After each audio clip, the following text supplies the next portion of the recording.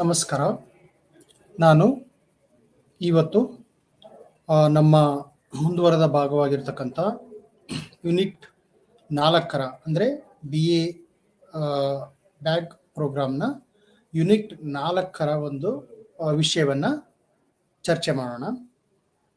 ಇದರ ಒಂದು ಯೂನಿಟ್ಟು ಅಂದರೆ ನಮಗೆ ಉತ್ತೇಜನ ಮತ್ತು ಎಮೋಷನ್ಸ್ಗೆ ಅಂದರೆ ಭಾವನಾತ್ಮಕತೆಗೆ ಸಂಬಂಧಿಸಿರ್ತಕ್ಕಂಥ ಒಂದು ಯೂನಿಟ್ ಆಗಿದೆ.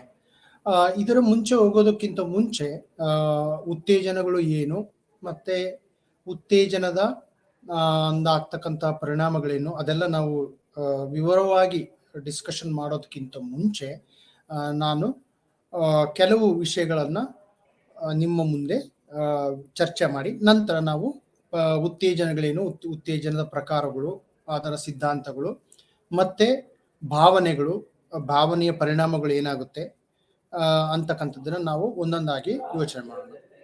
ನಮಗೆಲ್ಲ ಗೊತ್ತಿರಬೇಕು, ನಮ್ಮ ದಿನನಿತ್ಯದ ಜೀವನದಲ್ಲಿ ನಾವು ಉತ್ತೇಜನಕ್ಕೊಳಗಾಗ್ತೇವೆ. ಉತ್ತೇಜನ ಅಂದ್ರೆ ನಾವು ಇಂಗ್ಲಿಷಲ್ಲಿ ಮೋಟಿವೇಶನ್ಸ್ ಅಂತ ಏನು ಕರಿತೀವಿ. ಈ ಮೋಟಿವೇಶನ್ಸ್ ನಮ್ಮ ಜೀವನಕ್ಕೆ ತುಂಬಾ ಮುಖ್ಯವಾಗಿರ್ತಕ್ಕಂಥ ಒಂದು ಅಂಶ.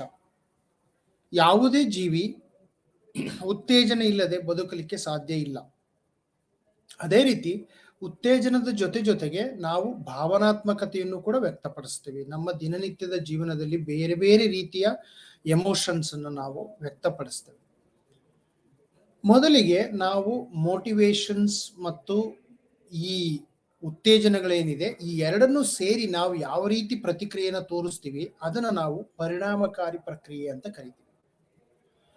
ಅಂದ್ರೆ ಈಗ ಉದಾಹರಣೆಗೆ ಹೇಳ್ಬೇಕು ಅಂತಂದ್ರೆ, ಯಾವುದೇ ಒಬ್ಬ ವಿದ್ಯಾರ್ಥಿ ಕ್ರೀಡೆಯಲ್ಲಿ ಪಾಲ್ಗೊಂಡಾಗ ಅವನು ಗೆಲ್ಲುವುದಕ್ಕೆ, ಆ ಕ್ರೀಡೆಯಲ್ಲಿ ಅವನು ಗೆಲ್ಲುವುದಕ್ಕೆ ಮೋಟಿವೇಶನ್ಸ್ ಆಗಿರ್ತಾನೆ, ಮೋಟಿವೇಟ್ ಆಗ್ಬೇಕಾಗತ್ತೆ. ಒಂದು ವೇಳೆ ಅವನು ಉತ್ತೇಜನಗೊಂಡಿಲ್ಲ ಅಂದ್ರೆ ಅವನು ಅಷ್ಟು ಪರಿಣಾಮಕಾರಿಯಾಗಿ ಆಟವನ್ನ ಆಡೋಕ್ ಸಾಧ್ಯ ಇಲ್ಲ. ಅವನ ಮೋಟಿವೇಶನ್ಸ್ ತುಂಬಾನೇ ಪ್ರಮುಖ ಆಗುತ್ತೆ.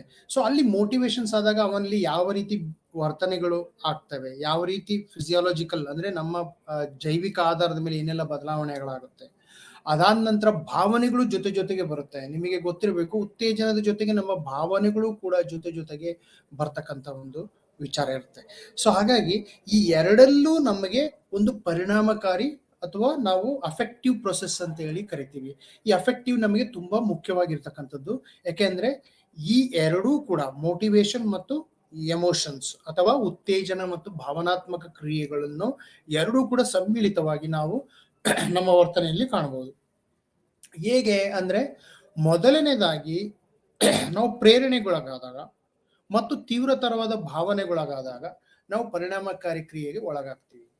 ನಾನು ಮೊದಲೇ ಹೇಳಿದಾಗೆ, ಯಾವುದೇ ಒಬ್ಬ ಕ್ರೀಡಾಪಟುವಾಗಿ ಆದಾಗ ಅವನು ಈಗ ನಾವು ಕ್ರಿಕೆಟ್ ಅಂತ ತೆಗೆದುಕೊಂಡಾಗ, ಕ್ರಿಕೆಟ್ ಅನ್ನ ನಾವು ಗೆಲ್ಬೇಕು ಅಂದ್ರೆ, ಒಂದು ವಿಶ್ವಕಪ್ ಆಡ್ತಿರ್ತಕ್ಕಂಥ ಅಂದ್ರೆ ಪ್ರತಿಯೊಬ್ಬ ಆಟಗಾರನು ಕೂಡ ಮೋಟಿವೇಶನ್ ಆಗಿರ್ಬೇಕಾಗುತ್ತೆ.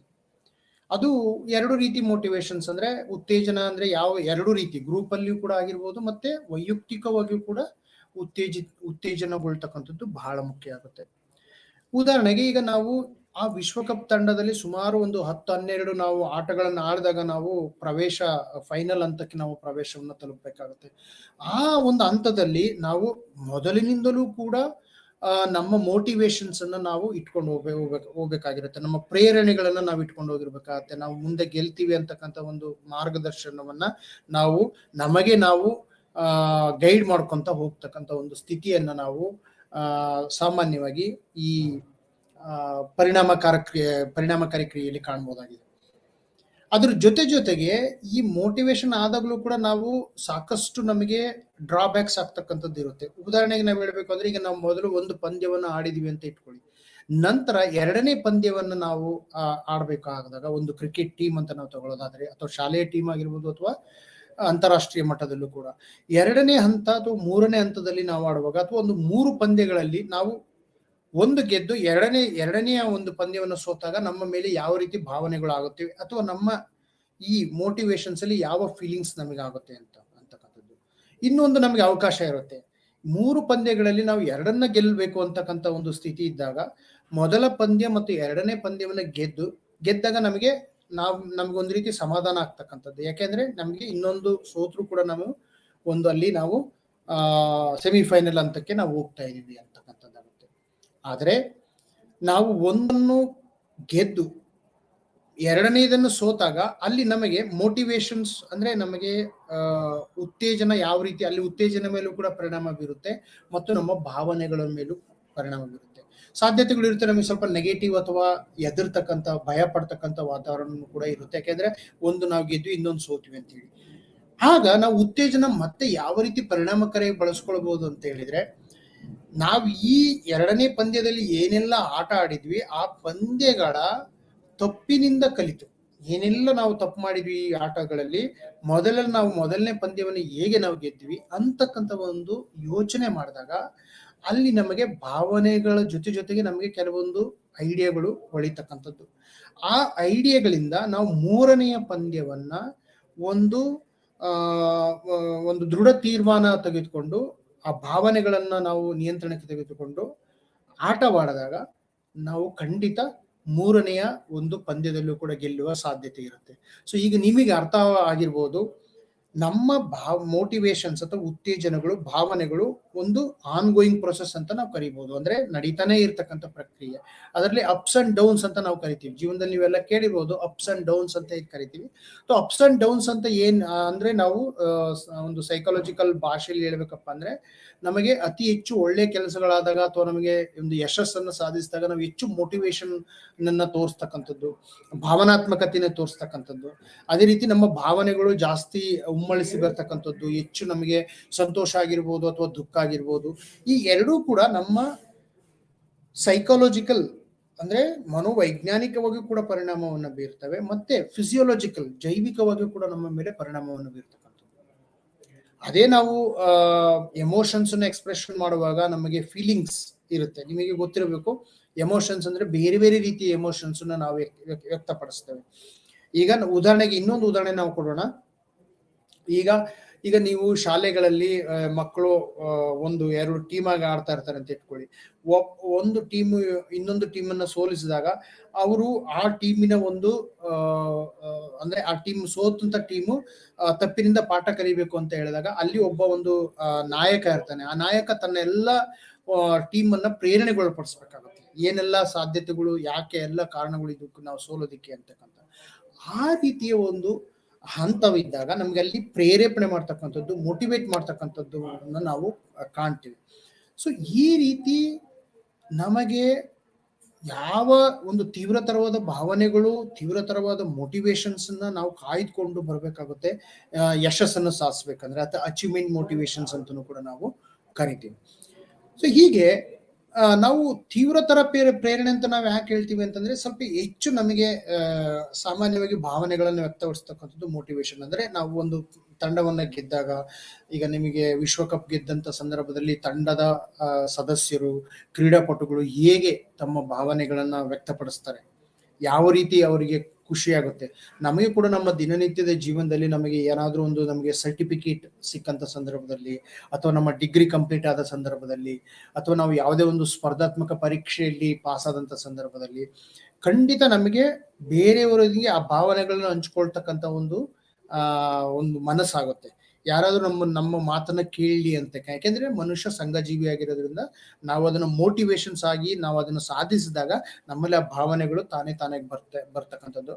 ಆ ಒಂದು ಮೋಟಿವೇಶನ್ಸ್ ಅನ್ನು ನಾವು ಇಲ್ಲಿ ಕಾಣ್ಬೋದಾಗಿದೆ. ಸೊ ಹೀಗೆ ನೀವು ಪರಿಣಾಮಕಾರಿ ಪ್ರಕ್ರಿಯೆ ಏನು, ಮೋಟಿವೇಶನ್ಸ್ ಮತ್ತೆ ಎಮೋಷನ್ಸ್ ಇರ್ತಕ್ಕಂಥ ಸಂಬಂಧ ಹೇಗೆ ಅನ್ನೋದು ಈ ಒಂದು ತಿಳ್ಕೊಳ್ಳಿ ಅಂತ ನಾನು ಈ ಒಂದು ಇಂಟ್ರೊಡಕ್ಟರಿ ಮಾತಲ್ಲಿ ಪರಿಣಾಮಕಾರಿ ಪ್ರಕ್ರಿಯೆ ಅಂತಕ್ಕಂಥದ್ದನ್ನ ತಿಳ್ಕೊಂಡೆ. ನಾವು ಮುಂದೆ ಹೋಗೋಣ. ಇವಾಗ ನೋಡಿ, ಮೊದಲೇ ನಾನು ಪರಿಣಾಮಕಾರಿ ಪ್ರಕ್ರಿಯೆ ಅಂತ ನಾನು ಹೇಳಿದಾಗ ಮೊದಲೇ ಇಂಟ್ರೊಡಕ್ಟರಿಲಿ ನಾನು ಕೆಲವು ವಿಷಯಗಳನ್ನು ನಿಮಗೆ ಮನದಟ್ಟು ಮಾಡಿದ್ದೀನಿ. ಅದರಲ್ಲಿ ಮುಖ್ಯವಾಗಿ ತಿಳ್ಕೊಳ್ಬೇಕಾದಂತ ವಿಚಾರ ಏನಪ್ಪಾ ಅಂದ್ರೆ ಉತ್ತೇಜನಗಳು ಅಂತೇಳಿ, ಮೋಟಿವೇಶನ್ಸ್ ಅಂತ ಕರಿತೀವಿ. ಉತ್ತೇಜನಗಳು ನಮ್ಮ ದಿನನಿತ್ಯ ಜೀವನಕ್ಕೆ ಅತ್ಯಂತ ಮುಖ್ಯವಾಗಿದೆ. ನಾನು ಮೊದಲೇ ಹೇಳಿದಾಗೆ, ಶಾಲೆಯಲ್ಲಿ ವಿದ್ಯಾರ್ಥಿ ಕಲಿಬೇಕಪ್ಪ ಅಂದ್ರೆ ಅವನು ಶಾಲೆಗೆ ಹೋಗ್ಬೇಕಾಗತ್ತೆ. ಶಾಲೆಯಲ್ಲಿ ಅವನು ಪಾಠವನ್ನ ಕೇಳಬೇಕಾಗತ್ತೆ. ಅವನು ಅಲ್ಲಿ ಬೇರೆ ಬೇರೆ ರೀತಿಯ ಒಂದು ಪಾಠಗಳನ್ನು ಕಲಿತು ಪರೀಕ್ಷೆಗಳನ್ನು ಬರೆದಾಗ ಅವನು ಅಲ್ಲಿ ಉತ್ತೀರ್ಣ ಆಗಕ್ಕೆ ಸಾಧ್ಯ. ಕ್ರೀಡಾಳು ಅಂತ ತೆಗೆದುಕೊಂಡಾಗ ಈಗ ನಾವು ಇಲ್ಲಿ ನಮ್ಮ ಹತ್ತಿರದ ಪ್ರದೇಶದಲ್ಲಿ ಅಥವಾ ಒಂದು ಸಣ್ಣ ಹಳ್ಳಿಯಲ್ಲಿ ಅಥವಾ ಒಂದು ಜಿಲ್ಲೆಯ ಮಟ್ಟದಲ್ಲಿ ನಾವು ಸ್ಪರ್ಧೆ ಮಾಡುವಾಗ ಅಲ್ಲಿ ಸ್ಪರ್ಧೆ ಕಡಿಮೆ ಇರುತ್ತೆ. ಆದ್ರೆ ರಾಜ್ಯ ಮಟ್ಟದಲ್ಲಿ ರಾಷ್ಟ್ರೀಯ ಮಟ್ಟದಲ್ಲಿ ಹೋದಾಗ ನಮಗೆ ಉತ್ತೇಜನಗಳ ಒಂದು ಪ್ರಾಮುಖ್ಯತೆ ಅರಿವಾಗುತ್ತೆ.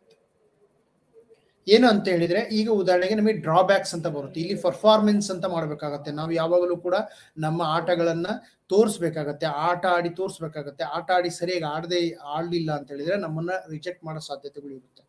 ಸೊ ಹಾಗಾಗಿ ಇದು ಒಂದು ನಿರಂತರ ಪ್ರಕ್ರಿಯೆ ಅಂತ ಕರಿಬಹುದು. ಉತ್ತೇಜನ ಅಂತಕ್ಕಂಥದ್ದು ಏನು, ಒಂದು ನಿರಂತರ ಪ್ರಕ್ರಿಯೆ. ಯಾವಾಗ ಒಂದು ಕ್ರೀಡಾಳುವಿಗೆ ನಾವು ನಿರಂತರವಾದಂಥ ಅಭ್ಯಾಸ ಮಾಡ್ಕೊಳಕ್ ಆಗ್ಲಿಲ್ಲ, ನಿರಂತರವಾದಂಥ ಒಂದು ಅಭ್ಯಾಸ ಅವನಿಗೆ ಬರಲಿಲ್ಲ ಅಂದ್ರೆ ಆ ಒಂದು ಕ್ರೀಡೆಯಲ್ಲಿ ಅವನ ಪರ್ಫಾರ್ಮೆನ್ಸ್ ಅಥವಾ ಅವನ ಒಂದು ಪ್ರೆಸೆಂಟೇಷನ್ಸ್ ಏನಿದೆ ಅದು ಖಂಡಿತ ಅಷ್ಟು ಯಶಸ್ಸನ್ನು ಗಳಿಸಕ್ ಸಾಧ್ಯ ಆಗೋದಿಲ್ಲ ಅಂತ ಹೇಳಿ. ಅದಕ್ಕೆ ನಾವು ಪ್ರತಿದಿನ ನಿತ್ಯ ಜೀವನದಲ್ಲಿ ಹೇಳ್ತಾ ಇರ್ತೀವಿ, ಅಭ್ಯಾಸ ಮಾಡಬೇಕು, ಅಭ್ಯಾಸದ ಮಹತ್ವವನ್ನು ಹೇಳ್ತಾ ಇರ್ತೀವಿ. ಅಭ್ಯಾಸ ಮಾಡಿದಾಗ ನಮಗೆ ನಮ್ಮ ಒಂದು ಆತ್ಮವಿಶ್ವಾಸದ ಮಟ್ಟವನ್ನು ಕೂಡ ಹೆಚ್ಚಾಗುತ್ತೆ. ಸೊ ಉತ್ತೇಜನಗಳು ಏನು ಅದ್ರ ಬಗ್ಗೆನೂ ಕೂಡ ನಾವು ನೋಡೋಣ. ನಾವು ಹೀಗೆ ಹೇಳಿದಾಗೆ ಉತ್ತೇಜನಗಳು ಬಹಳ ಮುಖ್ಯ ಅಂತ ನಿಮಗೆ ಗೊತ್ತಾಗುತ್ತೆ. ಆದ್ರೆ ಉತ್ತೇಜನಗಳು ಯಾವ ಯಾವ ರೀತಿ ಇರುತ್ತೆ, ಅದರ ರೀತಿಗಳು ಯಾವ್ಯಾವು ಅಂತಕ್ಕಂಥದ್ದನ್ನು ಕೂಡ ನಾವು ನೋಡೋಣ. ಉತ್ತೇಜನಗಳು ನಮಗೆ ಜೀವನದಲ್ಲಿ ಹಲವಾರು ಕೆಲಸಗಳನ್ನು ಮತ್ತು ಸಾಧನೆಗಳನ್ನು ಮಾಡಲು ಪ್ರೇರೇಪಿಸುತ್ತದೆ. ಎರಡು ವಿಷಯಗಳು ನೆನಪಿಟ್ಕೊಳ್ಬೇಕು. ಒಂದು, ನಮ್ಮ ದಿನನಿತ್ಯದ ಜೀವನಕ್ಕೂ ಕೂಡ ನಮಗೆ ಮೋಟಿವೇಶನ್ ಬೇಕು. ಅದಾದ ನಂತರ ದೊಡ್ಡ ಮಟ್ಟದ ಸಾಧನೆಗಳನ್ನು ಮಾಡಲು ಕೂಡ ಮೋಟಿವೇಶನ್ಸ್ ಬೇಕಾಗುತ್ತೆ. ಈಗ ನೀವು ಯಾರೇ ಒಬ್ಬ ವ್ಯಕ್ತಿಯನ್ನ, ಸೆಲೆಬ್ರಿಟಿ ಆಗಿರ್ಬೋದು ಅಥವಾ ದೊಡ್ಡ ದೊಡ್ಡ ಸಾಧನೆಗಳನ್ನ ಮಾಡಿದವರನ್ನು ಕೇಳಿದಾಗ ಅಥವಾ ನೀವು ಸಂದರ್ಶನವನ್ನು ನೋಡಿರ್ಬೋದು, ಅವ್ರಿಗೆ ಏನೆಲ್ಲ ಅಡೆತಡೆಗಳು ಬಂದು, ತೊಡಕುಗಳು ಬಂದು, ಆ ತೊಡಕುಗಳನ್ನು ಅವ್ರು ಹೇಗೆ ಎದುರಿಸಿದ್ರು ಅಂತಕ್ಕಂಥದ್ದನ್ನು ನೀವು ಕಾಣ್ತೀವಿ. ಯಾವೊಬ್ಬ ವ್ಯಕ್ತಿನೂ ಕೂಡ ಉನ್ನತ ಮಟ್ಟದ ಸಾಧನೆಯನ್ನು ಮಾಡುವ ಸಂದರ್ಭದಲ್ಲಿ ಅವರಿಗೆ ತೊಡಕುಗಳು ಬರ್ತಕ್ಕಂಥದ್ದು ಸರ್ವೇ ಸಾಮಾನ್ಯವಾಗಿ ಇರ್ತಕ್ಕಂಥದ್ದು. ಸೊ ಆ ರೀತಿಯ ತೊಡಕುಗಳನ್ನ ನಾವು ನಿವಾರಿಸ್ಕೊಳ್ಬೇಕು ಅಂದ್ರೆ ಅಲ್ಲಿ ನಮಗೆ ಒಂದು ಡಿಟರ್ಮಿನೇಷನ್ ಅಂದ್ರೆ ಒಂದು ದೃಢ ತೀರ್ಮಾನವನ್ನು ನಾವು ತೆಗೆದುಕೊಳ್ತಕ್ಕಂಥ ಒಂದು ಸಾಧ್ಯತೆ ಬಹಳ ಮುಖ್ಯವಾಗುತ್ತೆ. ಹೀಗೆ ಕೆಲಸಗಳನ್ನು ಮತ್ತು ಸಾಧನೆಗಳನ್ನು ಮಾಡಲು ಪ್ರೇರೇಪಿಸುತ್ತೆ ಅಂದಾಗ ಇದರ ಒಂದು ಸ್ವಭಾವವನ್ನು, ಉತ್ತೇಜನಗಳ ಸ್ವರೂಪ ಹೇಗಿರುತ್ತೆ, ಉತ್ತೇಜನಗಳ ಸ್ವರೂಪವನ್ನು ನಾವು ತಿಳ್ಕೊಳ್ಬೇಕು. ಬಹಳ ಮುಖ್ಯವಾಗಿ ಮತ್ತೆ ಆಸಕ್ತಿದಾಯಕವಾಗಿರ್ತಕ್ಕಂಥ ಒಂದು ವಿಷಯವಾಗಿರುತ್ತೆ. ಉತ್ತೇಜನಗಳನ್ನು ಬೇರೆ ಬೇರೆ ರೀತಿಯ ಉತ್ತೇಜನಗಳನ್ನು ನಾವು ಕಾಣ್ಬೋದು. ಹಾಗೆ ನೋಡಿದಾಗ ನಾನು ನಿಮಗೆ ಒಂದು ಕೆಲವು ವಿಷಯಗಳನ್ನ ಹೇಳಕ್ ಇಷ್ಟಪಡ್ತೀನಿ. ಸಾಮಾನ್ಯವಾಗಿ ನಾವು ಸಾಮಾಜಿಕವಾಗಿ ಕೂಡ ಉತ್ತೇಜನವನ್ನು ಕೊಳ್ತೀವಿ, ಮತ್ತೆ ಫಿಸಿಯೋಲಾಜಿಕಲ್ ಅಂದ್ರೆ ಜೈವಿಕ ಆಧಾರದ ಮೇಲೂ ಕೂಡ ನಾವು ಉತ್ತೇಜನವನ್ನು ಕೊಳ್ತೀವಿ. ಮೊದಲು ಜೈವಿಕ ಆಧಾರದ ಬಗ್ಗೆ ನಾನು ಹೇಳಕ್ ಇಷ್ಟಪಡ್ತೀನಿ. ನಿಮಗೆಲ್ಲ ಗೊತ್ತಿರಬೇಕು, ನಮ್ಮ ದಿನನಿತ್ಯದ ಜೀವನದಲ್ಲಿ ನಮಗೆ ಬಾಯಾರಿಕೆ ಆಗುತ್ತೆ. ದಿನನಿತ್ಯ ನಾವು ದಿನದಲ್ಲಿ ನೀರನ್ನು ಕುಡಿಬೇಕಾಗತ್ತೆ. ಒಂದು ವೇಳೆ ನಾವು ಸರಿಯಾಗಿ ನೀರನ್ನು ಕುಡಿದೇ ಇದ್ರೆ ನಮಗೆ ತುಂಬಾ ನೀರಡಿಕೆಯಾಗಿ ನಮ್ಮ ಗಂಟಲು ಒಣಗಿ ಹೋಗ್ತಕ್ಕಂಥ ಸಾಧ್ಯತೆ ಇರುತ್ತೆ. ಆವಾಗ ನಾವೇನು ಯಾವುದೇ ಕೆಲಸಗಳನ್ನು ಮಾಡೋಕ್ಕಾಗೋದಿಲ್ಲ. ಅದೇ ರೀತಿ ನಮಗೆ ಹೊಟ್ಟೆ ಹಸಿದಾಗ ಅಂದ್ರೆ ನಮಗೆ ಹಂಗ್ರಿ ಆದಾಗ, ಹಸಿವಾದಾಗ ನಮಗೆ ಬೇರೆ ಯಾವ ಕೆಲಸಗಳು ಕೂಡ ಗಮನ ಬರೋದಿಲ್ಲ. ಈಗ ಉದಾಹರಣೆಗೆ ನಾವು ಶಾಲೆಯಲ್ಲಿ ಇದ್ದೀವಿ ಅಂತ ಇಟ್ಕೊಳ್ಳಿ, ಬೆಳಿಗ್ಗೆ ನಾವು ಊಟ ಮಾಡಿಲ್ಲ ಅಂತಂದ್ರೆ ನಮಗೆ ಆ ಒಂದು ಪಾಠ ನಮಗೆ ಅರ್ಥನೇ ಆಗೋದಿಲ್ಲ. ಯಾಕೆಂದ್ರೆ ನಮ್ಮ ಒಂದು ಹಸಿವಾಗಿರೋದ್ರಿಂದ ನಮ್ಮ ಮೆದುಳು ಅಷ್ಟು ಏಕಾಗ್ರತೆಯನ್ನ ಸಾಧಿಸೋಕೆ ಸಾಧ್ಯವಾಗೋದಿಲ್ಲ. ಮೂರನೇದಾಗಿ ಸೆಕ್ಸ್ ಅಂತಕ್ಕಂಥದ್ದು, ಇದು ಕೂಡ ಲೈಂಗಿಕ ಕ್ರಿಯೆ ಅಂತಕ್ಕಂಥದ್ದು ಏನಿದೆ ಅದು ಕೂಡ ನಮ್ಮ ಹ್ಯೂಮನ್ ಬೀಯಿಂಗ್ ಅಲ್ಲಿ ಒಂದು ಮುಖ್ಯವಾದಂತ ಒಂದು ಫಿಸಿಯೋಲಾಜಿಕಲ್ ಮೋಟಿವೇಶನ್ಸ್ ಅಂತ ನಾವು ಕರೀಬಹುದಾಗಿದೆ. ಪ್ರತಿಯೊಬ್ಬ ಒಂದು ಜೀವನೋತ್ಪತ್ತಿಗೆ ಒಂದು ಸೆಕ್ಸ್ ಅಂತಕ್ಕಂಥದ್ದು ಬಹಳ ಮುಖ್ಯವಾದಂತ ಒಂದು ಪಾತ್ರವನ್ನ ವಹಿಸುತ್ತೆ. ಸೊ ಹಾಗಾಗಿ ಆ ಒಂದು ಲೈಂಗಿಕ ಕ್ರಿಯೆಯು ಕೂಡ ನಮ್ಮ ಉತ್ತೇಜನದ ಒಂದು ಭಾಗವಾಗಿದೆ ಅಂತ ನಾವು ಹೇಳ್ಬೋದಾಗಿದೆ. ಸೊ ಈ ಮೂರು ಉತ್ತೇಜನ ಜೊತೆಗೆ ನಾವು ಸಾಮಾಜಿಕ ಉತ್ತೇಜನಗಳನ್ನು ಕೂಡ ಮೋಟಿವ್ಸ್ ಅನ್ನು ಮಾಡ್ತೀವಿ. ಅದು ಹೇಗೆ ಅಂತ ಹೇಳಿದ್ರೆ, ನಮಗೆ ಈ ಎಕ್ಸ್ಪ್ಲೋರೇಷನ್ ಮಾಡ್ತಕ್ಕಂಥದ್ದು ಅಂದ್ರೆ ನಾವು ಕ್ಯೂರಿಯಾಸಿಟಿ ಅಂತ ಹೇಳ್ತೀವಿ, ಉತ್ಸಾಹ, ನಮಗೆ ಬೇರೆ ಒಂದು ವಸ್ತುಗಳನ್ನು ನೋಡ್ತಕ್ಕಂಥ ಒಂದು ತಿಳಿತಕ್ಕಂಥ ಒಂದು ಉತ್ತೇಜನಕ್ಕೊಳಗಾಗಿರ್ತೀವಿ. ನಾವು ಬೇರೆ ಬೇರೆ ಅಬ್ಜೆಕ್ಟ್ಸ್ಗಳು ನೋಡ್ತೀವಿ, ಅದರ ಬಗ್ಗೆ ತಿಳ್ಕೊಳ್ಳೋದಕ್ಕೆ ಪ್ರಯತ್ನ ಪಡ್ತೀವಿ. ಇದು ನಮಗೆ ಏನಾಗುತ್ತೆ ಅಂದ್ರೆ ಇದು ನಮ್ಮ ಮಾನವ ಸ್ವಭಾವದ ಒಂದು ಪ್ರಾಥಮಿಕ ಒಂದು ಸ್ವಭಾವ ಅಂತಾನೆ ಹೇಳ್ಬೋದು. ಹಾಗೆ ಅನೇಕ ರೀತಿಯ ಉತ್ತೇಜನಗಳು ನಮ್ಮ ಜೀವನದಲ್ಲಿ ಪ್ರಭಾವವನ್ನು ಬೀರ್ತಕ್ಕಂಥದ್ದು. ಈ ರೀತಿ ಅದೇ ರೀತಿ ನಮಗೆ ಅಧಿಕಾರವನ್ನು ವಹಿಸ್ತಕ್ಕಂಥ ಸಮಾಜದಲ್ಲಿ ನಮಗೆ ಒಂದು ಸ್ಟೇಟಸ್ ಅಂತ ಹೇಳಿ ಕರಿತೀವಿ, ಅದಕ್ಕೂ ಕೂಡ ನಮಗೆ ಒಂದು ಮೋಟಿವೇಶನ್ಸ್ ಆಗ್ತೀವಿ ನಾವು. ಈಗ ಉದಾಹರಣೆಗೆ ನಮಗೆ ಯಾವುದೇ ಒಂದು ಅಧಿಕಾರ ಇತ್ತು ಅಂದ್ರೆ, ನಮ್ಗೊಂದು ಪೋಸ್ಟ್ ಇತ್ತು ಅಂದ್ರೆ, ನಾವು ಅದರಲ್ಲಿ ನಮ್ಮ ಒಂದು ತನವನ್ನ ಹೊಂದಾಣಿಕೆ ಮಾಡಲಿಕ್ಕೆ ನಾವು ಇಷ್ಟಪಡ್ತೀವಿ. ಯಾಕೆಂದ್ರೆ ಆ ಸ್ಟೇಟಸ್ ನಮಗೆ ಒಂದು ರೀತಿ ಬೇರೆ ರೀತಿಯ ಒಂದು ಲೆವೆಲ್ ಅನ್ನ ಕೊಡುತ್ತೆ. ಆ ಲೆವೆಲ್ ಇಂದ ನಾವು ಹೆಚ್ಚು ಆಕರ್ಷಿತವಾಗ್ತಕ್ಕಂಥದ್ದು ಕೂಡ. ಇದು ಸಾಮಾಜಿಕವಾಗಿ ಪ್ರೇರಿತವಾಗಿರ್ತಕ್ಕಂಥ ಒಂದು ಉತ್ತೇಜನ ಅಂತ ನಾವು ಹೇಳ್ಬೋದಾಗಿದೆ. ಸೊ ಹಾಗಾಗಿ ಈಗ ನಿಮಗೆ ಈ ವಿಷಯ ಕೆಲವಾಯಿತು ಅಂದ್ರೆ, ಉತ್ತೇಜನಗಳು ಯಾವ ರೀತಿಯ ಸ್ವರೂಪದವು ಅಂತ ನಿಮಗೆ ಒಂದು ರೀತಿಯ ರಿಲೇಷನಲ್ ಅಂಡರ್ಸ್ಟ್ಯಾಂಡಿಂಗ್ ನಿಮಗೆ ಬಂತು ಅಂದ್ರೆ, ಯಾವ ರೀತಿ ಅದರ ಸ್ವರೂಪ ಇರುತ್ತೆ, ಅದರ ಒಂದು ಸಾಮಾನ್ಯ ವರ್ಗೀಕರಣದವನ್ನು ನಾನು ನಿಮಗೆ ಹೇಳಿದ್ದೀನಿ. ಈಗ ನಾವು ಮುಂದೆ ಹೋಗೋಣ, ಮುಂದೆ ವಿಚಾರವನ್ನು ಮಾಡೋಣ, ಯಾವ ರೀತಿ ಕ್ಲಾಸಿಫಿಕೇಶನ್ ಆಗಿದೆ, ಮತ್ತೆ ಬೇರೆ ರೀತಿಯ ಒಂದು ಕ್ಲಾಸಿಫಿಕೇಶನ್ಸ್ ಯಾವ ರೀತಿ ಇದೆ ಅಂತ ಹೇಳಿ. ನೋಡಿ, ನಮಗೆ ಉತ್ತೇಜನವನ್ನ ಪ್ರಮುಖವಾಗಿ ಎರಡು ರೀತಿಯ ಉತ್ತೇಜನ ಅಂತ ನಾವು ಹೇಳ್ತೀವಿ. ಅಂದ್ರೆ ಮೋಟಿವೇಶನ್ಸ್ ಅನ್ನ ನಾವು ಎರಡು ರೀತಿ ಕ್ಲಾಸಿಫಿಕೇಶನ್ ಅನ್ನ ಮಾಡ್ತೀವಿ. ಒಂದು ಪ್ರಾಥಮಿಕ ಉತ್ತೇಜನ, ಎರಡನೇದು ದ್ವಿತೀಯ ಉತ್ತೇಜನ. ಪ್ರಾಥಮಿಕ ಉತ್ತೇಜನ ಅಂತಂದ್ರೆ ನಿಮಗೆ ಮೊದಲೇ ನಾನು ಹೇಳಿದಾಗೆ ಹೆಚ್ಚು ಈಗಾಗಲೇ ನಿಮಗೆ ಅರ್ಥವಾಗಿರ್ಬೇಕು, ವೆರಿ ಪ್ರಿಮಿಟಿವ್ ಅಂತ ಹೇಳಿ ಬೇಸಿಕ್ ಆಗಿರ್ತಕ್ಕಂಥ ಒಂದು ಉತ್ತೇಜನ. ಅಂದ್ರೆ ಈಗ ನಮಗೆ ನೀರು ಕುಡಿತಕ್ಕ ಫಿಸಿಯಾಲಜಿಕಲ್ ಅಲ್ಲಿ ಬರುತ್ತೆ ಪ್ರಾಥಮಿಕ ಉತ್ತೇಜನ ಅಂತ. ಪ್ರಾಥಮಿಕ ಉತ್ತೇಜನ ಸಾಮಾನ್ಯವಾಗಿ ಎಲ್ಲ ಫಿಸಿಯಾಲಜಿಕಲ್ ಆಸ್ಪೆಕ್ಟ್ ಅಂತ ಏನ್ ಕರಿತೀವಿ ಅಂದ್ರೆ, ನಮಗೆ ಬಾಯಾರಿಕೆ ಆಗ್ತಕ್ಕಂಥದ್ದು, ನೀರು ಕುಡಿತಕ್ಕಂಥದ್ದು, ಊಟ ಮಾಡ್ತಕ್ಕಂಥದ್ದು, ಲೈಂಗಿಕ ಕ್ರಿಯೆಗಳಲ್ಲಿ ತೊಡಗಿಕೊಳ್ತಕ್ಕಂಥದ್ದು, ಇವು ಬಹಳ ಮುಖ್ಯವಾದ, ನಿದ್ರೆ ಮಾಡ್ತಕ್ಕಂಥದ್ದು, ಇದೆಲ್ಲ ನಮಗೆ ಒಂದು ಫಿಸಿಯಾಲಜಿಕಲ್ ಪ್ರಿಮಿಟಿವ್ ಆಗಿರೋದ್ರಿಂದ ಇದು ಮನುಷ್ಯನಿಗೆ ಬಹಳ ಮುಖ್ಯವಾದಂಥದ್ದು. ದ್ವಿತೀಯ ಉತ್ತೇಜನ ಅಂದ್ರೆ ಸೆಕೆಂಡರಿ ಮೋಟಿವೇಶನ್ಸ್ ಅಂತ ಕರಿತೀವಿ. ಅಂದ್ರೆ ಸಾಮಾಜಿಕವಾಗಿ ನಾವು ಬೇರೆಯವರೊಂದಿಗೆ ಬೆರೆತಾಗ, ಉದಾಹರಣೆಗೆ ನಾವು ಹೇಳಬೇಕು ಅಂದ್ರೆ, ಈಗ ನಿಮ್ಮ ಸ್ನೇಹಿತರು ಯಾವುದೇ ಒಂದು ವಿಷಯವನ್ನು ತೆಗೆದುಕೊಂಡಿರ್ತಾರೆ ಅಂತ ಇಟ್ಕೊಳ್ಳಿ. ಈಗ ಉದಾಹರಣೆಗೆ 10ನೇ ತರಗತಿ ಪಾಸ್ ಆದ ನಂತರ ನೀವು 12ನೇ ತರಗತಿಗೆ ಹೋಗ್ತೀವಿ ಅಂತ ಇಟ್ಕೊಳ್ಳಿ. ಅದರಲ್ಲಿ ನಿಮ್ಮ ಬಹುತೇಕ ಸ್ನೇಹಿತರು ವಿಜ್ಞಾನದ ವಿಷಯವನ್ನು ಆಯ್ಕೆ ಮಾಡ್ಕೊಂಡಿರ್ತಾರೆ ಅಂತ ಅನ್ಕೊಂಡಾಗ, ನಿಮಗೆ ಆ 10 ಜನರ ಇದರಲ್ಲಿ ನೀವು ಒಬ್ರು ಅಥವಾ ಇಬ್ರು ವಿಚಾರಿಸ್ತೀರಾ. ಆವಾಗ 8 ಜನ ವಿದ್ಯಾರ್ಥಿಗಳು ಒಂದು ವಿಜ್ಞಾನದ ವಿಷಯವನ್ನು ತೆಗೆದುಕೊಂಡಿರ್ತಾರೆ ಅಂದಾಗ, ನಮಗೆ ಸಾಮಾನ್ಯವಾಗಿ ಆ ವಿಷಯದ ಬಗ್ಗೆ ಉತ್ತೇಜನ, ನಾವು ಅವರಿಂದ ಉತ್ತೇಜನಗೊಳ್ತೀವಿ, ನಾವು ಕೂಡ ವಿಜ್ಞಾನ ವಿಷಯವನ್ನು ಆಯ್ಕೆ ಮಾಡ್ಕೊಳ್ಳೋಕೆ ಪ್ರಯತ್ನ ಮಾಡ್ತೀವಿ. ಒಂದು ವೇಳೆ ಆ ವಿಜ್ಞಾನ ವಿಷಯವನ್ನ ಯಾರು ಆಯ್ಕೆ ಮಾಡ್ಕೊಂಡಿಲ್ಲ, ಒಬ್ರು ಅಥವಾ ಇಬ್ರು ಆಯ್ಕೆ ಮಾಡ್ಕೊಂಡಿದ್ದಾರೆ ಅಂದ್ರೆ, ನಾವು ಅಷ್ಟು ಅದಕ್ಕೆ ಒತ್ತನ್ನು ಕೊಡೋದಿಲ್ಲ. ಅಂದ್ರೆ ಇದರ ಅರ್ಥ ಏನಾಯ್ತು ಅಂದ್ರೆ, ಅಲ್ಲಿ ನಮ್ಮ ಸ್ನೇಹಿತರ ಉತ್ತೇಜನದ ಮೇರೆಗೆ, ಸ್ನೇಹಿತರು ಏನ್ ತಗೊಂಡಿದ್ದಾರೆ ಅಂತಕ್ಕಂಥ ವಿಷಯದ ಮೇರೆಗೆ ನಾವು ಹೆಚ್ಚು ಬೆಲೆಯನ್ನು ಕೊಟ್ಟೆ ಹೊರತು ಆ ವಿಷಯ ಯಾವುದು ಅಂತಕ್ಕಂಥದ್ದು ನಮಗೆ ಮುಖ್ಯವಾಗಿರಲ್ಲ. ಯಾಕೆಂದ್ರೆ ನಮ್ಮ ಸ್ನೇಹಿತರು ತೆಗೆದುಕೊಂಡಿದ್ದಾರೆ, ಬಹುತೇಕ ಸ್ನೇಹಿತರು ಈ ವಿಷಯವನ್ನು ತೆಗೆದುಕೊಂಡಿರೋದ್ರಿಂದ ನಮಗೆ ಆ ವಿಷಯದ ಬಗ್ಗೆ ಆಸಕ್ತಿ ಬೆಳೀತೆ ಹೊರತು ಅದು ಅದರ ಪ್ರಭಾವವನ್ನು ನೀವು ಅರ್ಥ ಮಾಡ್ಕೊಳ್ಬಹುದು. ಸ್ನೇಹಿತರ ಪ್ರಭಾವ ಹೇಗಿದೆ, ನಾವು ಸೈಕಾಲಜಿಯಲ್ಲಿ ಮೊದಲು ಮಾತಾಡಿದಾಗ ಒಂದು ಗ್ರೂಪ್ ಪ್ರೊಸೆಸ್ ಅಂತ ಏನ್ ಕರಿತೀವಿ, ಗ್ರೂಪ್ ಡೈನಮಿಕ್ ಪ್ರೊಸೆಸ್ ಅಂತ ಕರಿತೀವಿ. ಸೊ ಅದು ಕೂಡ ನಮ್ಮನ್ನು ಉತ್ತೇಜನ ಮಾಡ್ತಕ್ಕಂಥದ್ದು. ದ್ವಿತೀಯ ಉತ್ತೇಜನ ರೀತಿಯ ಒಂದು ಸೆಕೆಂಡರಿ ಮೋಟಿವ್ಸ್ ಅಂತ ಏನ್ ನಾವು ಕರಿತೀವಿ, ಅದು ಸಾಮಾನ್ಯವಾಗಿ ಸಾಮಾಜಿಕ ಸ್ಥಿತಿಗತಿಗಳಲ್ಲಿ, ಸೋಷಿಯಲ್ ಸಿಚುವೇಶನ್ಸ್ ಇಂದ, ಸೋಷಿಯಲ್ ಫ್ಯಾಕ್ಟರ್ ಅಂತ ಸಾಮಾಜಿಕವಾಗಿ ಕೆಲವೊಂದು ಕಾರಣಗಳಿಂದ ಇದು ನಮಗೆ ಉತ್ತೇಜನವನ್ನು ಕೊಡ್ತಕ್ಕಂಥದ್ದು. ಸೊ ಈ ರೀತಿಯ ದ್ವಿತೀಯ ಉತ್ತೇಜನ, ಪ್ರಾಥಮಿಕ ಉತ್ತೇಜನವನ್ನು ನೀವು ಅರ್ಥ ಮಾಡ್ಕೊಳ್ಬೇಕು, ಬಹಳ ಮುಖ್ಯ. ನಮ್ಮ ದಿನನಿತ್ಯದ ಜೀವನದಲ್ಲಿ ಇದರ ಉದಾಹರಣೆಗಳನ್ನು ತೆಗೆದುಕೊಂಡಾಗ ನಿಮಗೆ ಅದರ ವಿಷಯ ಪೂರ್ಣವಾಗಿ ನಿಮಗೆ ಅರ್ಥವಾಗ್ತಕ್ಕಂಥದ್ದು. ಅದೇ ರೀತಿ ಇನ್ನು ಬಹಳ ಮುಖ್ಯವಾದಂತಹ ಒಂದು ವರ್ಗೀಕರಣವನ್ನು ನೋಡೋದಾದ್ರೆ, ಬಾಹ್ಯ ಉತ್ತೇಜನ ಮತ್ತು ಆಂತರಿಕ ಉತ್ತೇಜನ, ಎಕ್ಸ್ಟರ್ನಲ್ ಮೋಟಿವೇಶನ್ಸ್ ಅಂತ ಕರಿತೀವಿ. ಆಂತರಿಕ ಉತ್ತೇಜನವನ್ನು ನಾವು ಇಂಟರ್ನಲ್ ಮೋಟಿವೇಶನ್ಸ್ ಅಂತ ಕರಿತೀವಿ.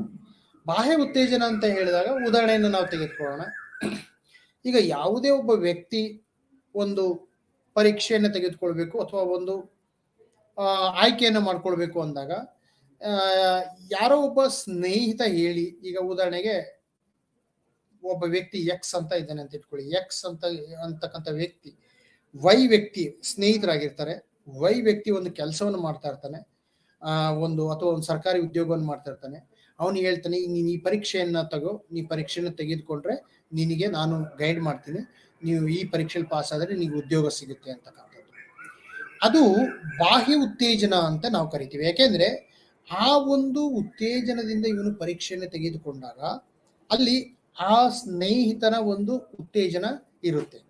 ಯಾಕೆಂದ್ರೆ ಅವರೇ ಸ್ವತಃ ಉತ್ತೇಜನ ಆಗಿಲ್ಲ, ಸ್ನೇಹಿತನ ಒಂದು ಸಲಹೆ ಮೇರೆಗೆ ಅವನು ಉತ್ತೇಜಿತನಾಗಿರ್ತಕ್ಕಂಥದ್ದನ್ನು ನಾವು. ಅದೇ ರೀತಿ ನಮ್ಮ ದಿನನಿತ್ಯದ ಜೀವನದಲ್ಲಿ ನಾವು ಬೇರೆಯವರನ್ನ ನೋಡಿ ಅಥವಾ ತಂದೆ ತಾಯಿಗಳನ್ನ ನೋಡಿ ಕೆಲವು ವಿಷಯಗಳಿಂದ ನಾವು ಉತ್ತೇಜಿತರಾಗಿರ್ತೀವಿ, ಅಥವಾ ನಮ್ಮ ಸುತ್ತಮುತ್ತಲ ವಾತಾವರಣದಲ್ಲಿ ಕೆಲವು ವಿಷಯಗಳನ್ನು ನೋಡಿ ನಾವು ಉತ್ತೇಜಿತವಾಗಿರ್ತೀವಿ. ಉದಾಹರಣೆಗೆ ನಮ್ಮ ಸುತ್ತಮುತ್ತ ಬಹುತೇಕ ವ್ಯಕ್ತಿಗಳು ರೈಲ್ವೆ ಕೆಲಸದಲ್ಲಿ ಇದ್ದಾರೆ ಅಂತ ಇಟ್ಕೊಳ್ಳಿ.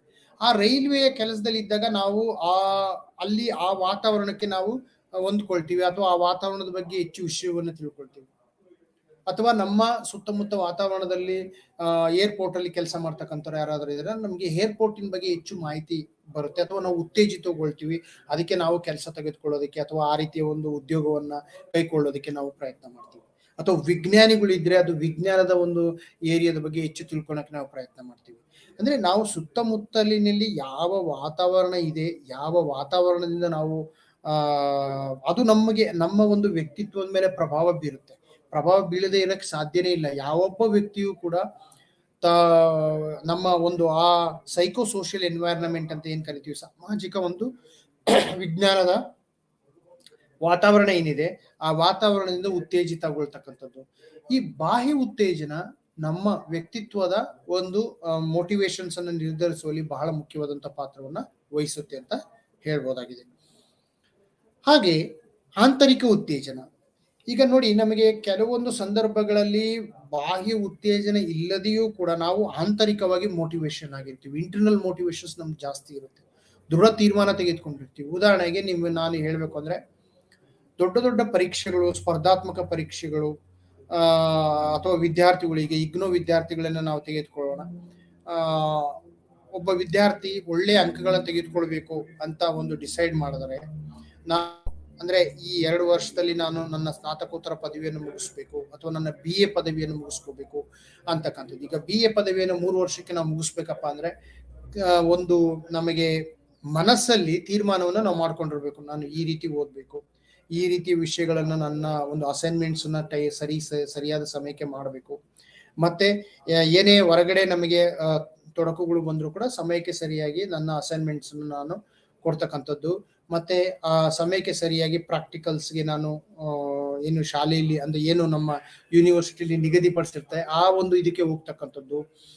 ಬೇರೆಯವರು ಹೇಳದೆ ಬೇಡ, ಅದಕ್ಕೆ ಒಂದು ಸಮಯ ಟೈಮ್ ಟೇಬಲ್ ಅಂತ ಇದ್ದಾಗ ಅಥವಾ ಇನ್ಸ್ಟ್ರಕ್ಷನ್ಸ್ ಕೊಟ್ಟಾಗ ನೀವು ಅದೇ ವಿಚಾರವನ್ನ ಅರ್ಥ ಮಾಡಿಕೊಂಡು ಆ ವಿಷಯವನ್ನ ಮನನ ಮಾಡಿಕೊಂಡು ನೀವು ಹೋಗ್ತಕ್ಕಂಥ ಒಂದು ವಿಚಾರ ಇದೆ, ಅದನ್ನು ನಾವು ಆಂತರಿಕ ಉತ್ತೇಜನ ಅಂತ ಕರಿತೀವಿ. ಆಂತರಿಕ ಉತ್ತೇಜನ ಬಹಳ ಮುಖ್ಯ ಆಗುತ್ತೆ. ಕೆಲವೊಂದು ಸಂದರ್ಭಗಳಲ್ಲಿ ನಮಗೆ ಬಾಹ್ಯ ಉತ್ತೇಜನ ಇರದೇ ಇರ್ತಕ್ಕಂಥದ್ದು, ಆದರೆ ಆಂತರಿಕ ಉತ್ತೇಜನ ಬಹಳ ಮುಖ್ಯವಾಗುತ್ತೆ. ಬಾಹ್ಯ ಉತ್ತೇಜನಕ್ಕಿಂತಲೂ ಕೂಡ ಆಂತರಿಕ ಉತ್ತೇಜನ ಬಹಳ ಮುಖ್ಯವಾಗುತ್ತೆ. ಅದು ವ್ಯಕ್ತಿತ್ವ ವಿಕಾಸನಕ್ಕೆ ಸಂಬಂಧಪಟ್ಟ ಹಾಗೆ ಆಂತರಿಕ ಉತ್ತೇಜನ ಬಹಳ ಮುಖ್ಯ. ಆಂತರಿಕ ಉತ್ತೇಜನದಲ್ಲಿ ಇನ್ನೊಂದು ವಿಷಯವನ್ನು ನಾವು ಹೇಳಬೇಕಪ್ಪ ಅಂದ್ರೆ, ಇದು ನಮ್ಮ ಸೆಲ್ಫ್ ಕಾನ್ಸೆಪ್ಟ್ಗೆ ತುಂಬಾ ಡೆವಲಪ್ ಆಗುತ್ತೆ. ಯಾಕಂದ್ರೆ ನಮ್ಮ ಸೆಲ್ಫ್ ಅಂತಕ್ಕಂಥದ್ದು ಆಂತರಿಕವಾಗಿ ಉತ್ತೇಜನಕ್ಕೆ ಸಂಬಂಧಪಟ್ಟಿರ್ತಕ್ಕಂಥ ಒಂದು ವಿಷಯ ಆಗಿದೆ. ಸೊ ಹಾಗೆ ಈ ರೀತಿಯ ಒಂದು ಉತ್ತೇಜನಗಳನ್ನು ನಾವು ಈಗ ಅರ್ಥ ಮಾಡ್ಕೊಂಡ್ವಿ. ಸೊ ನಾವೀಗ 2 ರೀತಿಯ ಕ್ಲಾಸಿಫಿಕೇಶನ್ಸ್, ವರ್ಗೀಕರಣವನ್ನು ನೋಡಿದ್ವಿ. ಮುಂದೆ ನಾವು ಹೋಗೋಣ ಯಾವ ರೀತಿಯ ಬೇರೆ ಬೇರೆ ಸಿದ್ಧಾಂತಗಳನ್ನ. ಇಲ್ಲಿವರೆಗೂ ನಾವು ಪೂರ್ಣ ಚಿತ್ರವನ್ನ ನಾವು ತೆಗೆದುಕೊಂಡ್ಬಿಟ್ವಿ, ಯಾವ ರೀತಿಯ ಒಂದು ಅಂದ್ರೆ ಮೋಟಿವೇಶನ್ಸ್ ಅಂದ್ರೆ ಏನು, ಉತ್ತೇಜನದ ಪ್ರಕಾರಗಳೇನು, ವರ್ಗೀಕರಣ ಏನು ಅಂತಕ್ಕಂಥದ್ದು. ಈಗ ನಾವು ಪ್ರೇರಣೆಯ ಸಿದ್ಧಾಂತಗಳ ಬಗ್ಗೆ ಮಾತಾಡೋಣ. ನಮ್ಮ ಮನೋವಿಜ್ಞಾನದಲ್ಲಿ ಹಲವಾರು ರೀತಿಯ ಪ್ರೇರಣೆಗೆ ಸಂಬಂಧಪಟ್ಟಂತಹ ವಿಶ್ಲೇಷಣೆಯನ್ನು ಮಾಡ್ತಕ್ಕಂತಹ ಸಿದ್ಧಾಂತಗಳು ಇದೆ. ಆ ಒಂದು ಸಿದ್ಧಾಂತಗಳನ್ನ ನಾವು ಇವತ್ತು ನೋಡೋಣ. ನಮಗೆ ಸಾಮಾನ್ಯವಾಗಿ ಅತ್ಯಂತ ಮುಖ್ಯವಾಗಿ ಕಂಡು ಬರತಕ್ಕಂಥ ಒಂದು ಸಿದ್ಧಾಂತ ಯಾವುದಪ್ಪ ಅಂತ ಹೇಳಿದ್ರೆ, ಜೈವಿಕ ಆಧಾರದ ಸಿದ್ಧಾಂತ. ಜೈವಿಕ ಆಧಾರದ ಸಿದ್ಧಾಂತ ಅಲ್ಲಿ ನಮಗೆ ಬಹಳ ಮುಖ್ಯವಾಗಿ ಕಂಡು ಬರ್ತಕ್ಕಂಥ ವಿಚಾರ ಏನಪ್ಪಾ ಅಂತ ಹೇಳಿದ್ರೆ, ನಮ್ಮ ವರ್ತನೆಗಳು ಉತ್ತೇಜನ. ಮೊದಲೇ ನಾವು ಹೇಳಿದೆ, ಈಗ ನಾನು ಆರಂಭದ ಇದರಲ್ಲಿ ನಾನು ನಿಮಗೆ ಇದ್ರ ಬಗ್ಗೆ ಮಾಹಿತಿಯನ್ನು ಕೊಟ್ಟಿದ್ದೆ. ಅಂದ್ರೆ ನಮಗೆ ವಿಷಯ ಗೊತ್ತಿರ್ತಕ್ಕಂಥ ರೀತಿಯಲ್ಲಿ ಹೇಳಬೇಕು ಅಂದ್ರೆ, ನಮ್ಮ ವರ್ತನೆಗಳು, ಉತ್ತೇಜನಗಳು ನಮ್ಮ ಆಂತರಿಕ ಪ್ರವೃತ್ತಿಯಿಂದ ಉದ್ಭವವಾಗಿ, ನಮಗೆ ಫಿಸಿಯಾಲಜಿಕಲ್ ಪ್ರೊಸೆಸ್ ಅಂತ ನಾನು ಹೇಳಿದೆ. ಈ ಬಯೋಲಾಜಿಕಲ್ ಪ್ರೊಸೆಸ್ ಅಥವಾ ಜೈವಿಕ ಆಧಾರವಾಗಿದೆ. ಮೊದಲೇ ಉದಾಹರಣೆ ಕೊಟ್ಟಂತೆ ಹಸಿವಾಗಿರ್ಬೋದು, ನಿದ್ರೆ ಆಗಿರ್ಬೋದು, ಅಥವಾ ನಮಗೆ ಲೈಂಗಿಕ ಕ್ರಿಯೆಗಳನ್ನು ಮಾಡ್ತಕ್ಕಂಥದ್ದಾಗಿರ್ಬೋದು, ಮತ್ತೆ ಆಹಾರವನ್ನ ಬಾಯಾರಿಕೆ ಆಗ್ತಕ್ಕಂಥ, ನೀರಡಿಕೆ ಆಗ್ತಕ್ಕಂಥದ್ದು, ಇವೆಲ್ಲ ನಮಗೆ ಶರೀರದ ಒಂದು ಇದೆ, ನಮ್ಮ ಶರೀರದ ಒಂದು ವಿಷಯವಾಗಿ ಅದು ತೆಗೆದುಕೊಳ್ತಕ್ಕಂಥದ್ದು. ಆದ್ದರಿಂದ ಇದು ಪ್ರಪ್ರಥಮವಾಗಿ ಬೆಳವಣಿಗೆ ಆದಂತ ಸಿದ್ಧಾಂತ ಏನಪ್ಪಾ ಅಂತ ಹೇಳಿದ್ರೆ, ಜೈವಿಕ ಆಧಾರದ ಮೇಲೆ ಬೆಳವಣಿಗೆ ಆಗಿರ್ತಕ್ಕಂಥ ಒಂದು ಸಿದ್ಧಾಂತ ಅಂತ ಹೇಳಿ ಕರೀಬಹುದಾಗಿದೆ. ಈ ಸಿದ್ಧಾಂತ ಇದರಲ್ಲಿ ಕೂಡ ಇಂಟರ್ನಲ್ ಪ್ರೊಸೆಸ್ಗೆ ಹೆಚ್ಚು, ಇಂಟರ್ನಲ್ ಮೋಟಿವೇಶನ್ಸ್ಗೆ ಹೆಚ್ಚು ಇದು ಒಂದು ಬೆಲೆಯನ್ನು ಕೊಡ್ತಕ್ಕಂಥದ್ದು, ಮಹತ್ವವನ್ನು ಕೊಡ್ತಕ್ಕಂಥದ್ದು. ಸೊ ಹಾಗಾಗಿ ಈ ಸಿದ್ಧಾಂತ ಒಂದು ಜೈವಿಕತೆಯ ಆಧಾರದ ಮೇಲೆ ತಯಾರಾಗಿರ್ತಕ್ಕಂಥ ಒಂದು ಸಿದ್ಧಾಂತ ಅಂತ ನಾವು ಹೇಳ್ಬೋದಾಗಿದೆ. ಸೊ ನಿಮಗೆ ಈ ಪ್ರೇರಣೆ ಸಿದ್ಧಾಂತ, ಈ ಸಿದ್ಧಾಂತ ನಿಮಗೆ ಅರ್ಥ ಆಗಿದೆ ಅಂತ ಅನ್ಕೊಂಡಿದೀನಿ. ಇನ್ನೊಂದು ಬಹಳ ಮುಖ್ಯವಾದಂತ ಒಂದು ಸಿದ್ಧಾಂತ ಡ್ರೈವ್ ಕಡಿತ ಸಿದ್ಧಾಂತ ಅಂತ ಹೇಳಿ. ಈ ಡ್ರೈವ್ ಕಡಿತ ಸಿದ್ಧಾಂತ ಅಂತ ಹೇಳಿದ್ರೆ, ಇದು ಈ ಸಿದ್ಧಾಂತದ ಪ್ರಕಾರ ನಮ್ಮ ಉತ್ತೇಜನಗಳು, ನಮ್ಮ ಭಾವನೆಗಳು ನಮ್ಮ ಒಳಗಿನ ಆಂತರಿಕ ಒತ್ತಡದಿಂದ ಪ್ರಭಾವಿತವಾಗಿರುತ್ತೆ. ಅಗೇನು ಇಲ್ಲಿ ಡ್ರೈವ್ ಅಂತಕ್ಕಂಥ ವರ್ಡ್ಗೆ ತುಂಬಾ ಮಹತ್ವವಿದೆ. ಡ್ರೈವ್ ಅನ್ನತಕ್ಕಂಥ ಒಂದು ಸಿದ್ಧಾಂತವನ್ನ ನಾವು ಡಿಸ್ಕಷನ್ ಮಾಡೋದಾದ್ರೆ, ಈ ಡ್ರೈವ್ ವರ್ಡ್ ಹೇಗೆ ಬಂದಿದೆ ಅಂದ್ರೆ ಮೂವ್ ಮಾಡ್ತಕ್ಕಂಥದ್ದು. ಡ್ರೈವ್ ಅಂದ್ರೆ ನಮಗೆ ಯಾವುದೇ ಒಂದು ಕೆಲಸವನ್ನ ಮೂವ್ ಮಾಡ್ಲಿಕ್ಕೆ ನಮಗೆ ಒಂದು ಪುಷ್ ಮಾಡ್ತಕ್ಕಂಥದ್ದು ಅಂತ ಅರ್ಥ ಬರುತ್ತೆ ಇಲ್ಲಿ. ಈಗ ನೀವು DVD ಡ್ರೈವ್ ನೋಡಿರ್ಬೇಕು. ಈ ಡ್ರೈವ್ಸ್ ಹೇಗಾಗತ್ತೆ ಅಂದ್ರೆ ರೌಂಡ್ ಅಪ್ ಮಾಡ್ತಾ ಇರುತ್ತೆ, ಪುಷ್ ಕೊಟ್ಟು ಅದು ತಿರುಗ್ತಾ ಇರುತ್ತೆ. ಆ ರೀತಿ ಒಂದು ಸೈಕಲ್ ಅಲ್ಲಿ ನಮ್ಗೆ ಒಂದು ಡ್ರೈವ್ ಕೊಡುತ್ತೆ, ಒಂದು ಮೋಟಿವೇಶನ್ಸ್ ಅನ್ನು ಕೊಡುತ್ತೆ, ಒಂದು ಎನರ್ಜಿಯನ್ನು ಕೊಡುತ್ತೆ. ಆ ಎನರ್ಜಿ ಒಂದು ಡ್ರೈವ್ ಅಂತ ಹೇಳಿ ನಾವು ಕರಿತೀವಿ. ನಿಮಗೆ ಇನ್ನೂ ಉದಾಹರಣೆ ಕೊಡ್ಬೇಕಂದ್ರೆ, ನಮಗೆ ಈ ಸ್ಟೀಮ್ ಎಂಜಿನ್ಸ್ ಅಂತ ಇರುತ್ತೆ. ಸ್ಟೀಮ್ ಎಂಜಿನ್ಸ್ ಗಳೆಲ್ಲ ನೀವು ನೋಡಿರ್ಬೇಕು. ಅಲ್ಲಿ ನಮಗೆ ಒಂದು ಸ್ಟೀಮ್ಸ್ ಅಂದ್ರೆ ಅದನ್ನ ಹುರಿದಾಗ, ಬೆಂಕಿಯ ಹುರಿದಾಗ ಅಲ್ಲಿ ಎನರ್ಜಿ ಪ್ರೊಡ್ಯೂಸ್ ಆಗ್ತಕ್ಕಂಥದ್ದು. ಆ ರೀತಿಯ ಉತ್ತೇಜನಗಳು ನಮಗೆ ಡ್ರೈವ್ಸ್ ಅನ್ನ, ನಮಗೆ ಆಂತರಿಕ ಪ್ರೆಷರ್ಸ್ ಇರುತ್ತೆ ನಮಗೆ ಆ ಕೆಲಸ ಮಾಡಬೇಕು ಅಂತೇಳಿ.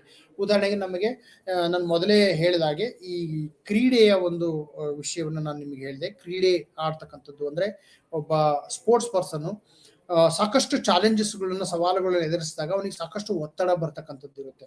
ಅವನಿಗೆ ಕೆಲವೊಂದು ಟಾರ್ಗೆಟ್ ಇದ್ದಾಗ ಅಥವಾ ಒಂದು ಆಬ್ಜೆಕ್ಟಿವ್ಸ್ ಇದ್ದಾಗ, ನಾನು ಈ ಕ್ರೀಡೆನ ಗೆಲ್ಲಬೇಕು, ನಾನು ಈ ಟ್ರೋಫಿಯನ್ನು ತಗೋಬೇಕು ಅಂತ ಒಂದು ಮನಸ್ಸಲ್ಲಿ ಮಾಡಿದಾಗ ಅವನಿಗೆ ಕೆಲವೊಂದು ಆಂತರಿಕ ಒತ್ತಡ ಇರುತ್ತೆ. ಆ ಒತ್ತಡವನ್ನು ಮ್ಯಾನೇಜ್ ಮಾಡಬೇಕಾಗಿರ್ತಕ್ಕಂಥ ಒಂದು ಸ್ಥಿತಿ ಇರುತ್ತೆ. ಸಾಕಷ್ಟು ಈ ಒಂದು ಒತ್ತಡಗಳು ಇಲ್ಲದೇ ಇದ್ದಲ್ಲಿ ನಮಗೆ ಆ ಒಂದು ಮೋಟಿವೇಶನ್ಸ್ ಇರೋದಿಲ್ಲ ಅಂತ ಹೇಳುತ್ತೆ. ಅಂದ್ರೆ ಒತ್ತಡಗಳು ನಮಗೆ ಬಹಳ ಮುಖ್ಯ. ಆದ್ರೆ ಅವನ ಒತ್ತಡಗಳನ್ನು ಹೇಗೆ ಮ್ಯಾನೇಜ್ ಮಾಡಬೇಕು, ಅದನ್ನ ಹೇಗೆ ನಾವು ಆ ಒತ್ತಡದಿಂದ ಹೊರಗೆ ಬರಬೇಕು. ಕೆಲವೊಂದು ಸತಿ ನಮಗೆ ಅತಿ ಹೆಚ್ಚು ಒತ್ತಡ ಆದಾಗ ನಮಗೆ ಸ್ವಲ್ಪ ಕಸಿವಿಸಿ ಆಗ್ತಕ್ಕಂಥ ಸಾಧ್ಯತೆಗಳು ಇರುತ್ತೆ, ಸರ್ವೇ ಸಾಮಾನ್ಯ. ಆ ರೀತಿಯ ವಿಚಾರ ಇದ್ದಾಗ ನಾವು ಸಾಮಾನ್ಯವಾಗಿ ನಮಗೆ ಈಗ ನಿಮ್ಗೆಲ್ಲ ಗೊತ್ತಿರಬೇಕು, ಸ್ಪೋರ್ಟ್ಸ್ ಪರ್ಸನ್ಸ್ಗಳು ಸೈಕಾಲಜಿ ಒಂದು ಅಡ್ವೈಸ್ ಅಂತ ತೆಗೆದುಕೊಳ್ತಕ್ಕಂಥದ್ದು, ಆಟಗಾರರಿಗೆ ಡಿಪ್ರೆಷನ್ ಇರ್ತಕ್ಕಂಥದ್ದು, ಅಂದ್ರೆ ಇಂಟರ್ನಲಿ ಅವ್ರಿಗೆ ಗೆಲ್ಬೇಕು ಅಂತಕ್ಕಂಥ ಒಂದು ಮನಸ್ಸಲ್ಲಿ ಇದ್ದಾಗ ಆ ಒಂದು ಸ್ಪರ್ಧೆಗೆ, ಆ ಒಂದು ಇದಕ್ಕೆ ಅವರು ಹೋಗದೇ ಇರ್ತಕ್ಕಂಥ ಸಂದರ್ಭದಲ್ಲಿ ತುಂಬಾ ಸಮಸ್ಯೆಗಳು ಬರ್ತಕ್ಕಂಥ ಸಾಧ್ಯತೆಗಳು ಇರುತ್ತೆ.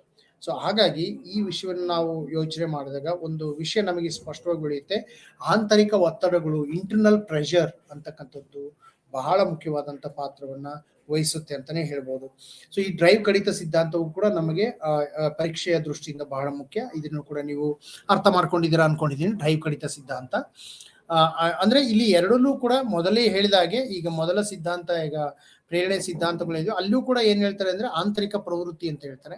ಇದಕ್ಕೆ ಇರೋ ವ್ಯತ್ಯಾಸ ಏನಪ್ಪಾ ಅಂದ್ರೆ ಆಂತರಿಕ ಪ್ರೆಷರ್ಸ್ ಅಂತ ಹೇಳುತ್ತೆ. ಇಂಟರ್ನಲ್ ಪ್ರೆಷರ್ಸ್ ಅಂತಕ್ಕಂಥದ್ದನ್ನ ಹೆಚ್ಚು ಒತ್ತು ಕೊಟ್ಟು ಹೇಳ್ತಕ್ಕಂಥದ್ದು. ಸೊ ಈಗ ನೀವು ಡ್ರೈವ್ ಕಡಿತ ಸಿದ್ಧಾಂತವನ್ನ ಅರ್ಥ ಮಾಡ್ಕೊಂಡಿದ್ದೀರಾ ಅನ್ಕೊಂಡಿದ್ದೀನಿ. ಸೊ ನಂತರ ನಾವು ಪ್ರಚೋದನ ಸಿದ್ಧಾಂತ ಅಂತ ಒಂದು, ಅಂದ್ರೆ ನಮಗೆ ಮೋಟಿವೇಶನ್ಸ್ ಅಂದ್ರೆ ನಮಗೆ ಉತ್ತೇಜನ ಕೊಡ್ತಕ್ಕಂಥದ್ದು. ಅಂದ್ರೆ ನಮ್ಮ ದೇಹದಲ್ಲಿ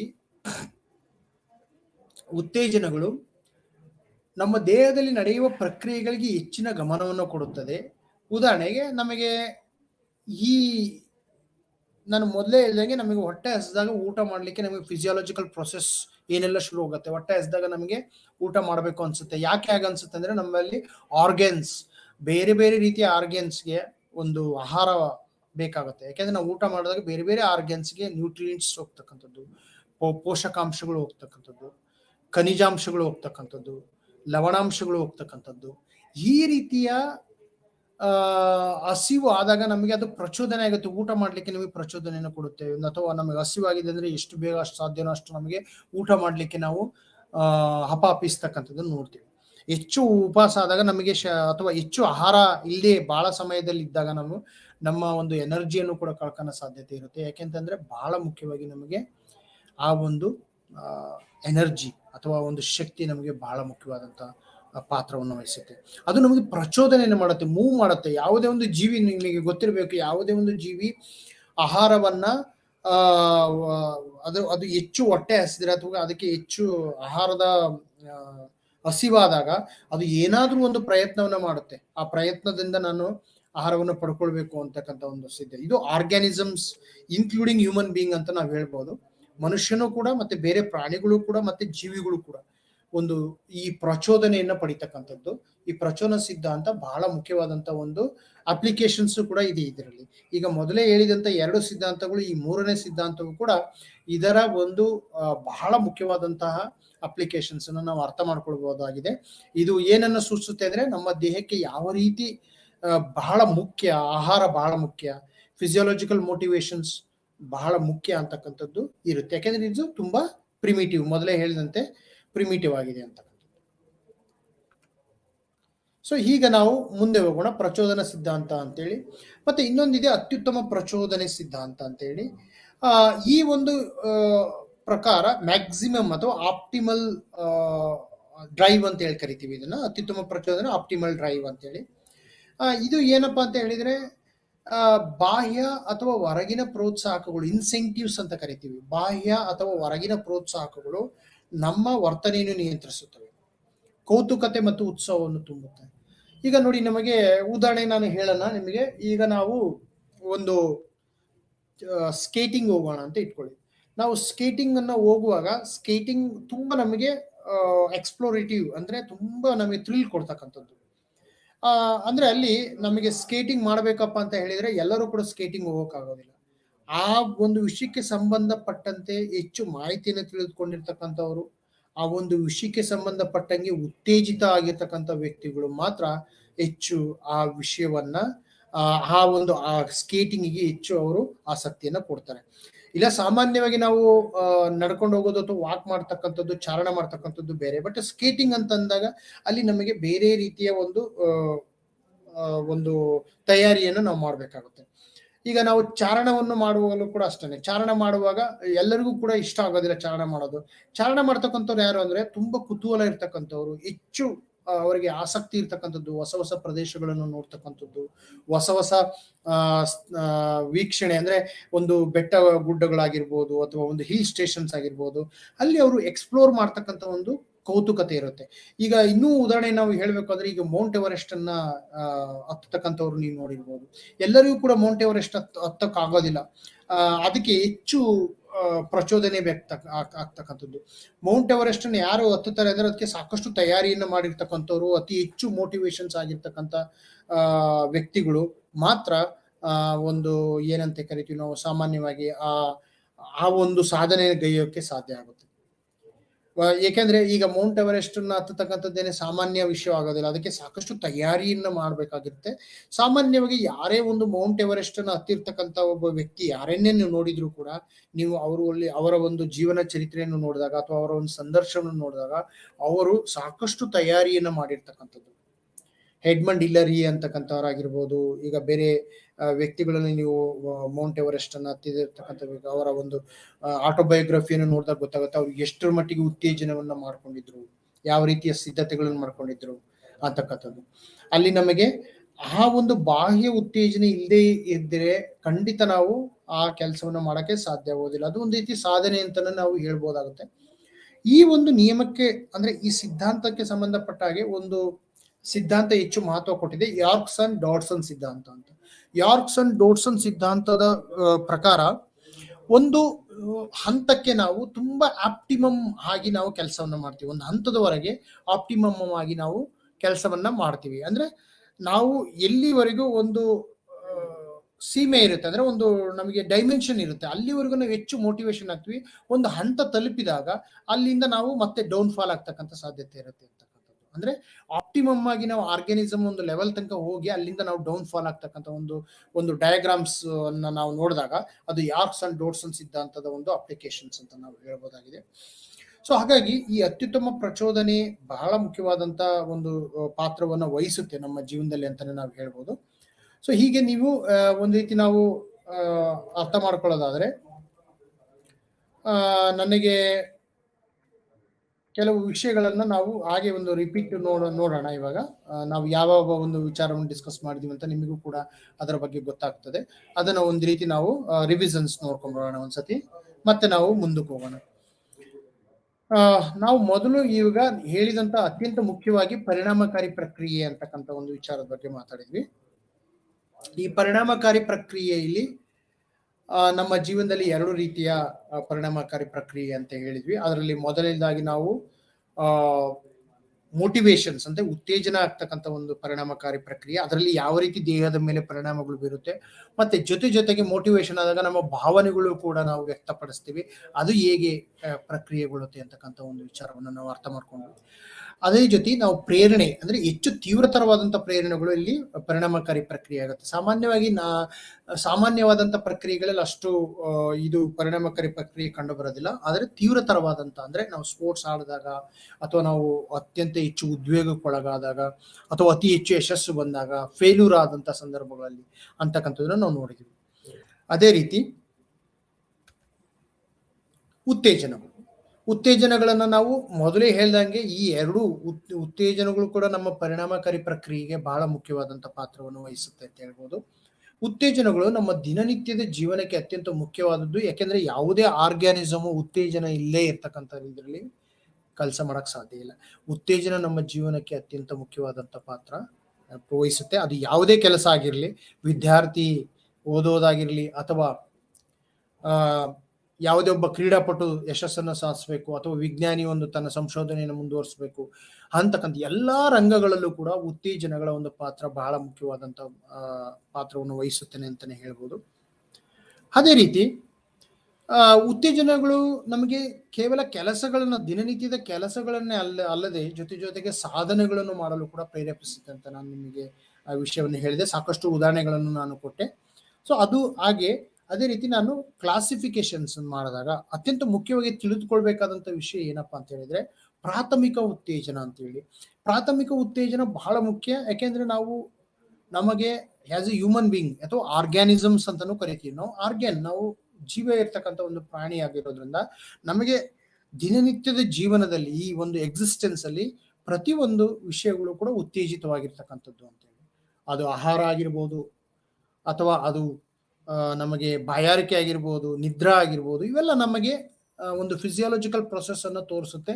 ಮೊದಲು ಇದು ಅತ್ಯಂತ ಮೂಲಭೂತವಾಗಿರ್ತಕ್ಕಂಥದ್ದು. ಇದಿಲ್ಲದೇನೆ ನಾವು ಬೇರೆ ರೀತಿಯ ಯಾವುದೇ ಒಂದು ಉತ್ತೇಜನ ಇಲ್ಲದೆ ಇರ್ತಕ್ಕಂಥದ್ದು ಅಂತ ಹೇಳಿ. ಅಂದ್ರೆ ನಮಗೆ ಪ್ರಾಥಮಿಕ ಉತ್ತೇಜನ ಬಹಳ ಮುಖ್ಯ, ಅದಾದ ನಂತರ ದ್ವಿತೀಯ ಉತ್ತೇಜನ ನಮಗೆ ಮುಖ್ಯವಾಗ್ತಕ್ಕಂಥದ್ದು ಅಂತೇಳಿ.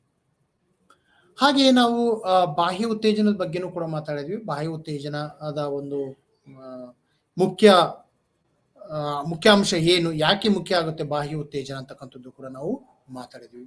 ಅದೇ ರೀತಿ ಆಂತರಿಕ ಉತ್ತೇಜನ ಅಂತೇಳಿ. ಆಂತರಿಕ ಉತ್ತೇಜನ ಇಂಟರ್ನಲ್ ಮೋಟಿವೇಶನ್ಸ್ ಅಂತ ಏನ್ ಕರಿತೀವಿ, ಇಂಟರ್ನಲ್ ಮೋಟಿವೇಶನ್ಸ್ ಕೂಡ ನಮ್ಮ ಒಂದು ವರ್ತನೆಯನ್ನು ನಿರ್ಧರಿಸತಕ್ಕಂಥದ್ದು. ಎರಡೂ ಕೂಡ ಬಹಳ ಮುಖ್ಯ. ಇದರ applications in day to day life, ನಮ್ಮ ದಿನನಿತ್ಯದ ಜೀವನದಲ್ಲಿ ಇದರ ಒಂದು ಅಪ್ಲಿಕೇಶನ್ಸ್ ತುಂಬಾ ಇದೆ ಅಂತಾನು ಕೂಡ ನಾನು ಮಾತಾಡಿದೆ. ಸೊ ಹಾಗಾಗಿ ಇದು ನಿಮಗೆ ಎರಡು ವಿಷಯಗಳು ನಿಮ್ಗೆ ಇನ್ನೂ ಸ್ವಲ್ಪ ಮನದಟ್ಟಾಗಿದೆ ಅನ್ಕೊಂಡಿದ್ದೀನಿ. ಅದೇ ರೀತಿ ಪ್ರೇರಣೆಯ ಸಿದ್ಧಾಂತಗಳು ಜೈವಿಕ ಸಿದ್ಧಾಂತದ ಆಧಾರದ ಮೇಲೆ, ಅಂದ್ರೆ ಬಯೋಲಾಜಿಕಲ್ ಪ್ರೊಸೆಸ್ ಮೇಲೆ ಇರ್ತಕ್ಕಂಥದ್ದು. ನಮ್ಮ ವರ್ತನೆಗಳು, ಉತ್ತೇಜನಗಳು ಆಂತರಿಕ ಪ್ರವೃತ್ತಿಯಿಂದ ಉದ್ಭವವಾಗಿರ್ತಕ್ಕಂಥದ್ದು. ಈ ಸಿದ್ಧಾಂತವು ಆಂತರಿಕ ಪ್ರವೃತ್ತಿಗೆ ಹೆಚ್ಚು ಮಹತ್ವವನ್ನ ಕೊಡ್ತಕ್ಕಂಥದ್ದು ಅಂತ ನಾನು ಹೇಳ್ತಾ ಇದ್ದೀನಿ ನಿಮಗೆ.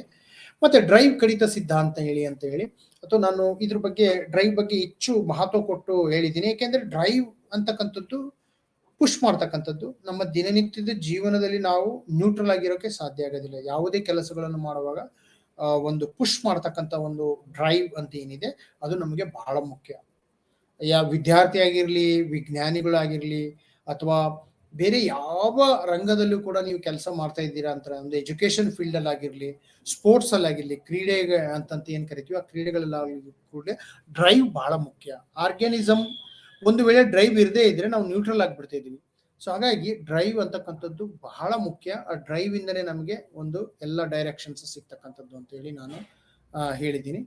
ಅದಾದ ನಂತರ ಪ್ರಚೋದನ ಸಿದ್ಧಾಂತದ ಬಗ್ಗೆನೂ ಮಾಡಿದೆ. ಪ್ರಚೋದನೆ ಅಂದ್ರೆ ಇಟ್ಸ್ ಪ್ರೊವೋಕ್ಸ್ ಯು, ಆಕ್ಚುಲಿ ನಾವು ಪ್ರೊವೋಕ್ ಮಾಡ್ತಕ್ಕಂಥದ್ದು.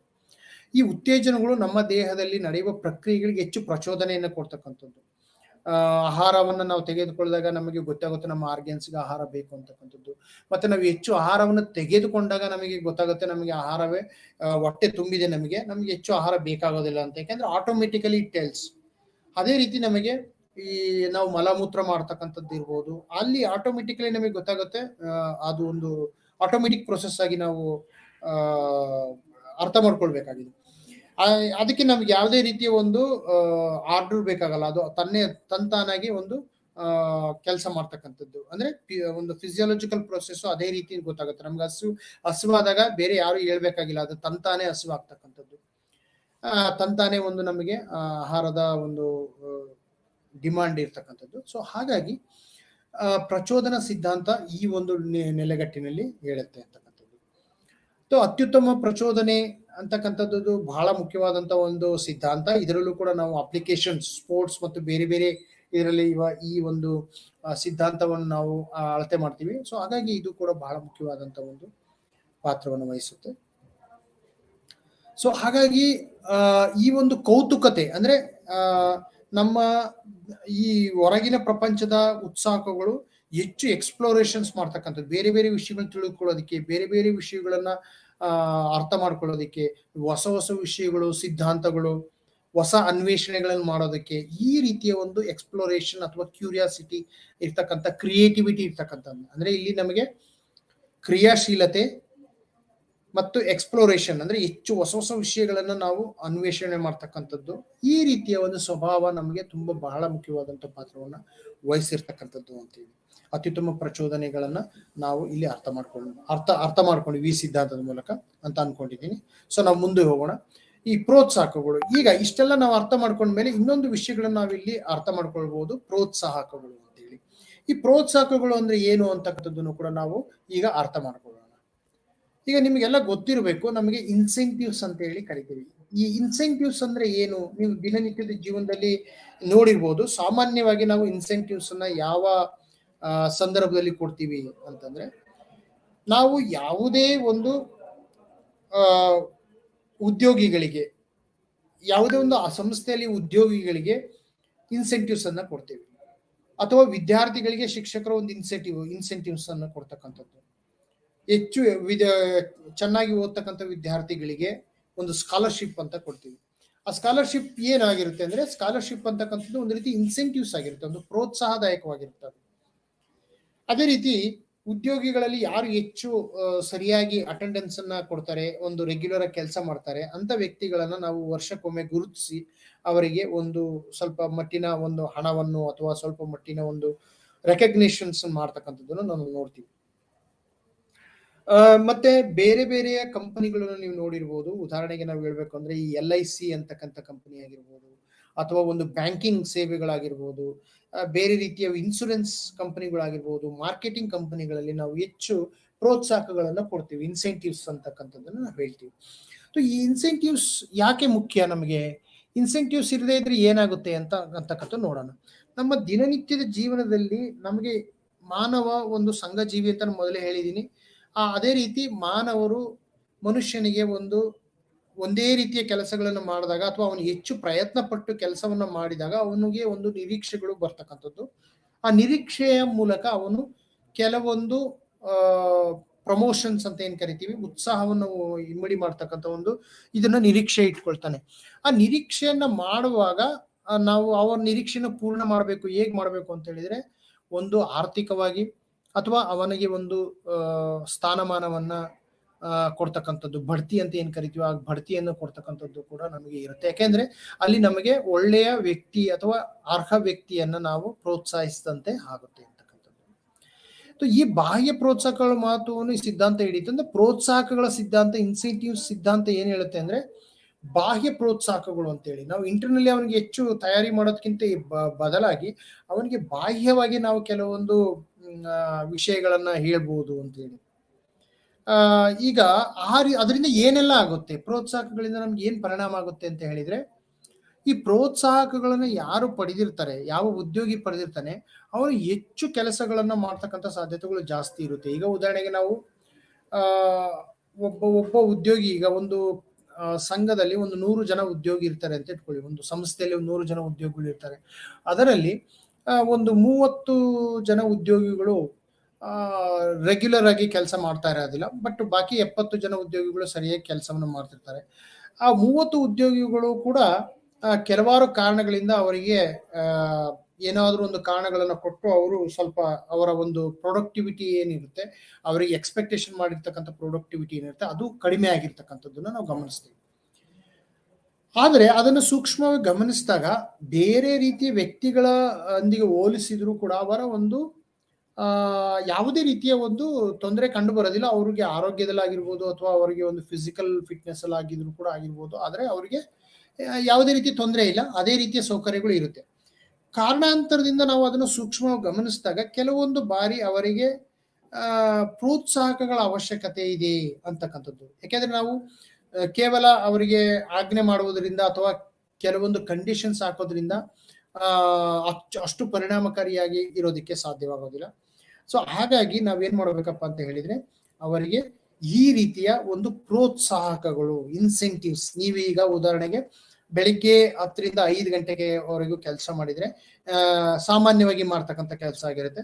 ಆದ್ರೆ ನೀವು ಇನ್ನೂ 1 ಅವರ್ ನಿಮಗೆ ಹೆಚ್ಚು ಸಮಯವನ್ನು ನೀವು ಇನ್ವೆಸ್ಟ್ ಮಾಡ್ತೀರಾ ಅಂತ ಹೇಳಿದ್ರೆ ಪ್ರತಿ ಒಂದು ಗಂಟೆಗೂ ನಾವು 1,000 ರೂಪಾಯಿ ನಿಮಗೆ ಕೊಡ್ತೀವಿ, 1000 ನಾವು ಇನ್ಸೆಂಟಿವ್ಸ್ ಕೊಡ್ತೀವಿ ಅಂತ ಹೇಳಿದಾಗ ಅವ್ರು ಏನ್ ಮಾಡ್ತಾರೆ ಅಂದ್ರೆ ಆ 1 ಗಂಟೆಗೆ ನಮ್ಗೆ 1,000 ರೂಪಾಯಿ ಬರುತ್ತೆ ಅಂತ ಹೇಳಿ ಅವರು 1 ಗಂಟೆ ಹೆಚ್ಚು ಕೆಲಸವನ್ನ ಮಾಡ್ತಕ್ಕಂಥದ್ದು.